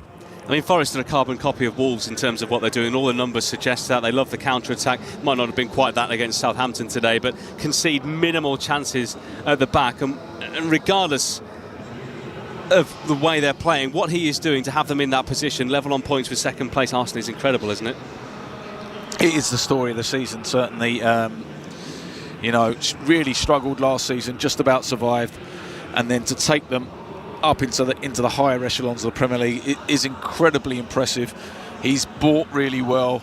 He's got a group of players that work so hard for each other. He's got a system that works for those players, and they all believe in it. And you can see when they go out there, they believe they can beat anyone. I thought they were really unfortunate not to beat Liverpool. Sorry, they did beat Liverpool, sorry. but only the once. They got the point the other day. But with Nuno at Wolves, he had star players in that side. Moutinho, Neves, Jimenez spearheaded the attack. But this Forest side is about a group collectively more than star players, isn't it? It is, but there are some very good players in there. Callum Hudson-Odoi, for me, at $3.5 million, is incredible business. And the talent that he had coming through at Chelsea was incredible. And you'll finally start to see him blossom after that, getting over that Achilles injury that he had. Anthony Elanga on the other flank is a brilliant threat. Chris Wood scoring goals. And he's brought in some really clever buys from abroad. Nicolas Dominguez has done really well in midfield. And then obviously Nikola Milenkovic at the back. Really clever buys. Squad, didn't they, a couple of years ago, but they've managed to trim it down and have got themselves a group to work with now, and another massive win for them, and they are in third place behind Arsenal, who also dropped points yesterday against Aston Villa. Final game in the early kickoffs today came at Goodison Park. Everton taking on Spurs. Ben Jacobs was your commentator. Everton 3, Spurs 2, a first Premier League win for David Moyes since returning to Everton, and all the damage was done in the first half as Dominic Calvert-Lewin opened the scoring on 17 minutes following neat feet inside the area, and then Idrissa Ndiaye surged forwards on the half hour, gained about 20 yards with Radu Dragusin backpedalling, and he beat Anton Kinski at his near post. Ndiaye was man of the match throughout this game, and a miserable first half for Spurs ended with Archie Gray putting through his own net following a glancing header in the 6-yard area from Calvert-Lewin, who looked confident inside the Tottenham area, having 11 touches during the game. Ange Postecoglou did get something out of his players at half-time as the visitors improved slightly in the second half, but essentially they left their fight back too late. Dejan Kulusevski's deft chip gave the visitors some hope on 77 minutes, and then in added time Richarlison scored against his former club, bundling the ball in at the back post after a short corner for his first Premier League goal of the season. But Everton were able to see the game out, and they moved 4 points clear of the bottom 3. As for Spurs, it's just 1 point from their last 6 Premier League games. They are closer to the bottom 3 than the top 6. Full time from Goodison Park, where it's finished. Everton 3, Spurs 2. I mean, you were saying before we came on air, the shock wasn't that Everton won, but the fact they scored 3 goals. But Tottenham are the kind of biggest story. It's amazing that since they won 4-0 at Manchester City on the 23rd of November, they've only beaten Southampton in the league. It's a really, really poor run of form. Sackable run? It has to be. It has to be. I mean, I don't think any other Spurs manager would have survived a run like this. I know there are injuries in the back four, and Ange Postecoglou has been claiming mitigating circumstances a little bit, but at the end of the day, you still should be picking up more points than they have done, and to go and lose at Everton, you know, it's not a good look at all. It wouldn't surprise me if he was gone this week. If he is gone, what kind of coach would you expect them to turn to? Who knows? But I'm talking, do they go young? Do they, as all clubs are doing now, the average age of head coaches across the board is younger and younger and younger. Postecoglou's a bit older in the tooth. He's been around. He's got world experience across the globe at different clubs in different situations. Do they go for a coach which means they're not going to go any closer to the relegation zone? What way can they turn? I think they've got to go for a coach that has isn't just stuck to playing one way, you know, as Ange has been, because that's been his downfall. Is he hasn't got the defenders to play the way he wants to, and he's just been so obstinate. He just hasn't moved from that. And I think what they've got to realise that every game's different, and you've got to put out a different team and play a different style potentially against every single opposition. And if you can get a manager in who's got a little bit of Premier League experience and has got that, there's actually a pretty good squad there, I think, for the long-term future. Just looking at the Premier League table in front of us here, you know, there's a big enough cushion, isn't there, for the likes of Manchester United and Tottenham not to have to worry about those bottom three, as close as they might be to it positionally. You know, there's an 8-point buffer for Tottenham on the bottom three, and Manchester United have another 2 points on top of that. Yeah, I mean, you have to look basically from Everton down. I think you look at 3 from those 5 are going to go. Yeah. Exactly. So we shall see how it goes, but a big win for Everton that pulls them 4 points clear of danger at the moment. Well, the fans are piling into Portman Road here. Kick-off between Ipswich and Manchester City fast approaching. It is underway in just over 5 minutes' time. So let's hear quickly from the two managers, Kieran McKenna and Pep Guardiola. I think they were 2-0 up the other night. If they finished the game out 2-0 and everyone's saying that Man City are back and it's a bad time to play them and we've missed their dip in form. A great side, great manager, great players. We'll give them every respect, but we want to go and give them a really tough game and make it hard for them, and we'll try and do that on Sunday. What happened in this kind of situation, because he feels it. He feels that is the best, for me, for my career, playing in this club. It's no more difficult than that. And of course he's a special player. To find a player like Erling is so difficult to find strikers in that level. Once we have it, why don't make the effort to keep him? And the club make, I'm pretty sure, the huge effort to have him, and they decide. Yeah, Pep Guardiola there speaking at the end about Erling Haaland's new 9-year contract. That is what he has to look forward to. What we have to look forward to is the final Premier League game of the day. Ipswich Town against Manchester City. Action comes next. You are listening to Premier League Live. Are you ready to thrive in 2025? Kickstart your personal upgrade on the SiriusXM app with our collection of top self-improvement podcasts. The Mel Robbins Podcast. The Ramsey Show. Ask Eliza anything. Soundtracks for meditation. Learn and grow on a daily basis. Genre-spanning workout channels and more. Soul Cycle Radio. I work out. Just search 2025 on the SiriusXM app. Living it up, we said. Yo, what's up? It's SiriusXM Fly. I can't come to the phone right now because I'm over on channel 50 playing those 90s. What's my name? Let's flip the track from the old school back. And 2000s hip-hop and R&B throwbacks. Commercial free, 24/7. Pull up, channel 50, and at home with SiriusXM on your phone, computer, Alexa, TV, or other internet-connected devices. Holla. Hey, Kelly. I love your Kelly Clarkson Connection channel. All right. Thank you so much for listening. The mix is eclectic. I love music, and I just want to celebrate all of it with you. It's my favorite now. Is it worth it? Let me work it. It is perfect. This is my heartbeat. The Kelly Clarkson Connection, y'all. I freaking love your channel. Oh my God. Channel 12 and on the SiriusXM app. What happens in Vegas? Vegas, y'all ready to turn it up tonight? Is heard across North America. CMA and ACM Entertainer of the Year, Lainey Wilson. Brain It on the Strip. I'm headed straight home. captured live exclusively for SiriusXM. Lainey Wilson. You ain't on your feet. Get your butt up. Hear it anytime at home with SiriusXM on your phone, computer, Alexa, TV, or other internet-connected devices. No Shoes Radio is your soundtrack to summer, even in the winter. Kenny Chesney's personal playlist. It really is the playlist that I have on my boat. And exclusive behind-the-scenes access to Kenny on tour. What a great night, Pittsburgh. Great job, guys. I love you. And in the islands. I love the sound of this island when it's raining. Kenny Chesney's No Shoes Radio, Channel 59. And at home with SiriusXM on your phone, computer, Alexa, TV, or other internet-connected devices. The 47th presidential inauguration. I, Donald John Trump, do solemnly swear. Live coverage on the SiriusXM news channels starting at channel 114. Plus coverage throughout the day on the SiriusXM political channels, Patriot, Progress, and POTUS. And a 1-hour special starting at 6 p.m. Eastern. Hosted by Megyn Kelly on Triumph, channel 111.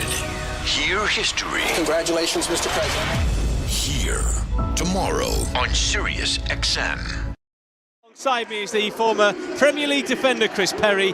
You are listening to Premier League Live. Final moments of chat here from the Manchester City players who are in the huddle down beneath us at the moment. Let's recap the team news for you ahead of this one. Plenty of changes, 5 for Ipswich. Godfrey comes in for his Premier League debut for the club. Cameron Burgess recalled to the squad and starts. Morsey returns, Johnson in at wing-back, and Jack Clark with a start as well. Hasn't had too many of those this season. Number 5 for the man signed from big money from Sunderland in the summer. Manchester City make 4 changes. Ederson back in between the sticks, Stefan Ortega making way. Ruben Dias back from injury for Nathan Ake. Gundogan and Doku start. Bernardo Silva and Savinho drop to the bench. Chris Perry ready to watch alongside me here. And there is going to be a moment of reflection before the game here. Both sets of players are going to gather around the centre circle and pay tribute to Dennis Law, who very sadly died in the last few days. A man who played for both Manchester United and City as well. Much loved figure in the footballing world in this country. And the Scot will be remembered here before kick-off by both Ipswich Town and Manchester City fans.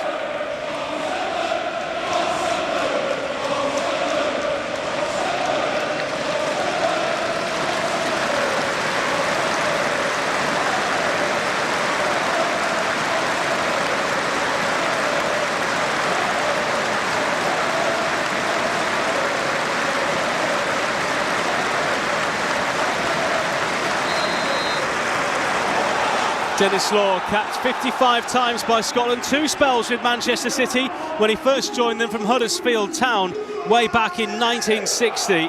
It was a record fee in the British game of £55,000. How times have changed since then. We are just about ready to go. Ipswich gathering for one final time here. Only one home win for them so far this season, that against Chelsea, the last big club to come here. Can they beat another one of the established elite here today? Well, Liam Delap will certainly fancy his chances running at their back line, won't he, Chris Perry? It's just a matter of whether they can get him the ball. Well, yeah, I mean, he's obviously going to know a lot of their strengths and weaknesses as well, which will give him an advantage. He's in really good form at the moment and full of confidence. It'll be interesting to see if they can get him in the game enough, Ipswich. Signed for £20 million from Manchester City in the summer, which a lot of people looked on as being a big fee for someone who'd only really had a career in the Championship. Only made 6 appearances under Pep Guardiola in Manchester City colours. Scored on his senior debut against Bournemouth in the 3rd round of the League Cup nearly 5 years ago. Today on the opposition side for Ipswich as they take on Manchester City. We are off and underway. Ipswich in there. Dark blue shirts with white shorts, kicking from left to right in front of us here, attacking the Sir Alf Ramsey stand. Manchester City in their change colours of claret for this one, attacking the Sir Bobby Robson stand in this first half here at Portman Road, which is making a terrific atmosphere ahead of kick-off. And it is a throw-in here to Manchester City, which Gvardiol is going to take on the left-hand side.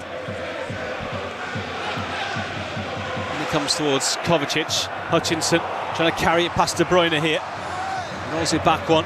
Gives it to Godfrey. Shane's in the middle of the back three for Ipswich today. No Greaves, who normally plays on the left-hand side. No Wolfenden either, both missing from the squad. Leif Davis in his regular left wing-back role. It has been a change for Ipswich this season. They'd gone through the leagues playing their back four, and Leif Davis had just always had licence to get forward down that side, but they've had to go a little bit more conservative and put the extra body in there this season. And as we were saying in the build-up to the game, I wouldn't say they're holding their own in the Premier League, but they're getting enough results to stay in touch with those above them. They are. They look the team most likely of the ones that came up last season to be able to survive, and they've got a nice way of playing. They don't give away too many cheap goals. Walton plays the ball out here. A few nervy moments for him in the game against Brighton here on Thursday. Now here comes Godfrey down the right-hand side, a man who's played for Norwich as well in this part of the world. Not too many do that, I think. No. I think he's done well to put a team in between that move. Yeah, Wouldn't definitely. have done to move from one to the other. Corner conceded by Nunez there. Tried to head it back to his goalkeeper, got it all wrong. Well, Pep Guardiola once labelled Mateus Nunes as one of the best players in the world when he was still playing at Sporting. He's come to Manchester City via Wolves, and a careless backwards header here has gone behind. Corner to Ipswich. And a chance for them to open the scoring here, which would lift the roof off this stadium. Delap, O'Shea, Godfrey all in the area. O'Shea just urging Johnson, who's going to take this corner, to take his time. Bends it in there, and a header towards goal by Cameron Burgess. Took a deflection off a City player. It's behind for another corner. Tell you what, this is brilliant defending from Ruben Diaz, because Burgess has got a free header here, and he puts his body on the line.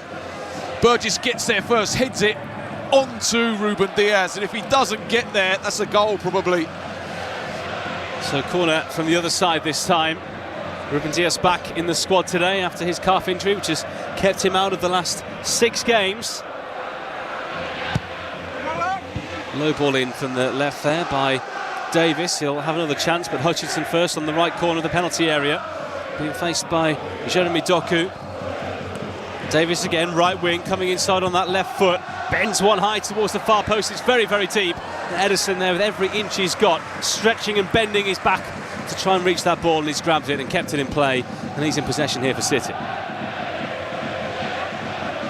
The other thing about that corner for Ipswich from the other side was that it was Ben Johnson who took it. Probably wouldn't have had him down as a set-piece taker. You know, he's just bending it in with his right foot, looking to whip it in with some pace. And it was a really good ball for Burgess to attack. Ben Johnson, the nephew, I think, of Paul Parker, who was just commentating on the previous game for us here on Premier League Live today. Formerly at West Ham, but moved to Portman Road in the summer. Gundogan for City out to the right-hand side, where Mateus Nunes takes it down, then rolls it back to Akanji, who goes back to Ederson, who's put under pressure by Delap, who in the games I've seen of Ipswich recently has really wanted to put himself about in the early stages, has given his defenders a few bumps on the arm just to set the standard as far as he was concerned, the way things were going to go in that game. Nunes carrying it forward. Inside to Akanji, on the halfway line is Kovacic. Nunes on the right-hand side. Akanji. Ruben Diaz into Joško Gvardiol. Ipswich not getting much of a kick of the ball at the moment, but they'd have expected that. Foden rolls it to the right-hand side to Nunes. Trying to come inside past Davis into De Bruyne. Midway inside the Ipswich half, slots it back down the right-hand side. Bit too much on it there for Nunes, who ran out of room. Goes behind for an Ipswich goal kick. 5 minutes gone, 0-0. Really nice build-up actually from Manchester City, composed one side of the pitch to the other, but you expect De Bruyne to make those type of incisive passes. Looking for Nunes, just overhits this one, goes behind for the goal kick. Let us know where you're listening from today. Send us your tweets, send us your pictures, send us your messages, send us your questions. We have one in from the account OSG Nelson that says, listening on the drive home from vacation on the Gulf of Mexico. Have a good call, y'all. Well, it looks pretty nice where he is. Yeah, beautiful. Nice coastline there. Pretty chilly here Temperature barely above freezing at the moment. It's been a cold weekend. Hopefully a winter warmer football-wise for us here. No chances for Manchester City yet. Ipswich having that header from the corner that went over. Doku racing down the left-hand side here. Gundogan to the right to Núñez. Looking inside, plays it into De Bruyne. Approaching the edge of the penalty area now, clips onto the left-hand side. Gvardiol, who's certainly bought his shooting boots in the last couple of years, has chipped in with plenty of big goals for City. De Bruyne. Ipswich sitting tight, sitting deep, not giving Manchester City gaps to play in. Hutchinson now bringing the ball away. Runs into traffic. Doku. Back to De Bruyne. How do Ipswich tackle this game? Well, it looks like they're going to try and sit back and soak up a little bit of pressure and play on the counter-attack with the likes of Hutchinson and Delap's pace and Jack Clark obviously on the other side of the pitch. And they've got 3 direct runners in that sense, really have. haven't they? Yeah, absolutely. They love to carry the ball, and particularly with Delap, he's a really powerful runner, isn't he? He can shrug people off. And when City have been undone by the lesser side, shall we say, in recent years, it has been that counter-attack and that ball in behind that they've been susceptible to.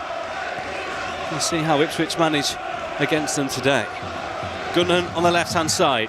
City starting the weekend down in 6th place, but they have dropped since then. It's an incredible fall for Pep Guardiola's side, who has already signed off their title hopes. Here goes Clark, he's passed 2 and running at City here. Delap's away to the right, running towards the edge of the area. Delap onto his right, angles tight, checks back inside. Delap curling one, and it's blocked there by Gvardiol. Back out to Godfrey, gets it back from Johnson. Godfrey down the right, Luven Diaz scrambling to get it clear, and Gundogan eventually does. Now City counter themselves. Erling Haaland up to the halfway line. He's got Kevin De Bruyne to the left-hand side. De Bruyne takes it on, tries to slot it forward for Haaland. That path was blocked, and City have to start again from the halfway line. City will slow it down now, but really good counter-attack from Ipswich. Very nearly led to a goal. That's what they'll be looking to do.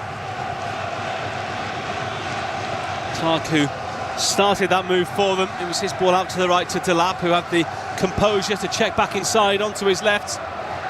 And City looking uncomfortable at the back as they had to deal with that ball. De Bruyne on the left here for City. Rolls it inside to Ruben Diaz. Challenged there by Delap, who shoulder charges in but doesn't win the ball. Kanji. Ruben Diaz in the centre circle. Gvardiol. These two sides haven't met too many times in recent years. Ipswich actually took the lead after just 7 minutes at the Etihad back at the end of August, but City winning 4-1 in the end. Haaland hitting a hat-trick. They're actually 3-1 up with 16 minutes gone, having gone behind after 7 minutes in that game. It was a very quick turnaround by Guardiola's side. They met here last in the 4th round of the FA Cup back in 2002. Scorers that day, Ayel Berkovic, a couple for Sean Gota and Darren Huckabee as well. The last league meeting here the year before that, goals from Matt Holland and Martin Reusser, giving Ipswich a 2-1 win. Game that was the final Premier League game in charge for Joe Royle. They were relegated as a result, Manchester City, after losing here. Very different club in those days. Yeah, they've actually won the last 4 league meetings in the Championship and Premier League here. Yeah, City don't have a good record here at all. They've won just one of their last 28 league visits since 1961. Núñez inside to Kovacic, edge of the area, tries to play it through, but such a cluster of bodies in there. Blocked away. Back with Doku now on the left wing. Concentration key here for Ipswich, and will be throughout this game. Kovacic forward to Gundogan. It is so tight in there, isn't it? There is nowhere to play at all. It's very, very narrow. There's no space between the defence and the midfield, and that's the key to playing against Manchester City, because you can't allow those players to find those pockets of space and get in behind you. High ball over the top here for Doku on the left-hand side. Keeps it in play, but just put the ball out of play for a throw-in, so he didn't go out for a goal kick. Seeing that chance for Ipswich again. Clark did well to hold his own initially, didn't he, and get past 2. Maybe too easily from a City point of view. Then it was all about Delap. Yeah, no, Delap breaks into the box. Diaz does well. Shows him onto his right foot. He cuts back because he realises that Diaz is going to block the initial shot. and then he gets his shot away. It's really good defending actually from Gvardiol to get back in and make the block. Ruben Diaz into the air towards Haaland, who's not really had too many meaningful touches so far. He might have one in a minute though. But the flag's up for offside. The whistle goes from today's ref, Sam Barrett. And De Bruyne flagged offside there by the assistant on the far side. I just think there's no legs in Manchester City's midfield with De Bruyne, Gundogan and Kovacic in there, and Hutchison and Clark in particular have got good pace, and if they can get those two on the ball, they'll be able to run past that City midfield as they did in that last instance. Well, they are expecting to do a little bit of business in this transfer window, our Manchester City. And Dukadir Kusanov, the Uzbeki centre-half, 20 years old. They're signing from Lens for just over £30 million. Vitor Reis expected to come in, another centre-half, only 19, the Brazilian from Palmeiras. But the big signing, really, £50 million they're expected to put down for Omar Mamouche, the 25-year-old Egypt international from Eintracht Frankfurt. But they don't often do much business in January, not meaningful business anyway. In Guardiola's previous 8 windows, they've only signed 6. Rick Laporte went on to make a first-team appearance in that season that he was bought. You can understand why this season's different. You know, there's a real need to strengthen this squad. A little bit surprised they haven't brought in a defensive midfield player, really. As a stopgap, at least. Yeah, exactly that, because they haven't got a defensive midfield player. Kovacic is not a defensive midfield player. He's playing there and doing a job for them, but I just feel they'd be much better if they went out and got a loan in or something like that. Well, they only spent 33 million in the summer. That was all on Savinho. They were the lowest spenders in the Premier League overall. It's that old thing about strengthening when you're doing well, isn't it? Alex Ferguson was brilliant at it. Not sitting on what you have and always looking towards the future. I do wonder if the charges against them came a little bit into their thinking that they didn't want to do anything until they found out what the results of that was going to be. Lots of people speculating over what it might actually mean with that new deal for Erling Haaland this week, the 9-year contract that he signed until 2034. I mean, you can argue about the actual benefit and validity of contracts these days in terms of what they actually mean in terms of players sticking around. You can read the headlines saying that he's committed his future until 2034, but in reality, someone like Erling Haaland moves on when he wants. If someone comes and pays the right amount of money, then obviously he'll move on. I think every footballer's got their price, and contracts are not worth the paper they're written on when that comes into. But what it does is it puts that price up now for Manchester City if someone does come in.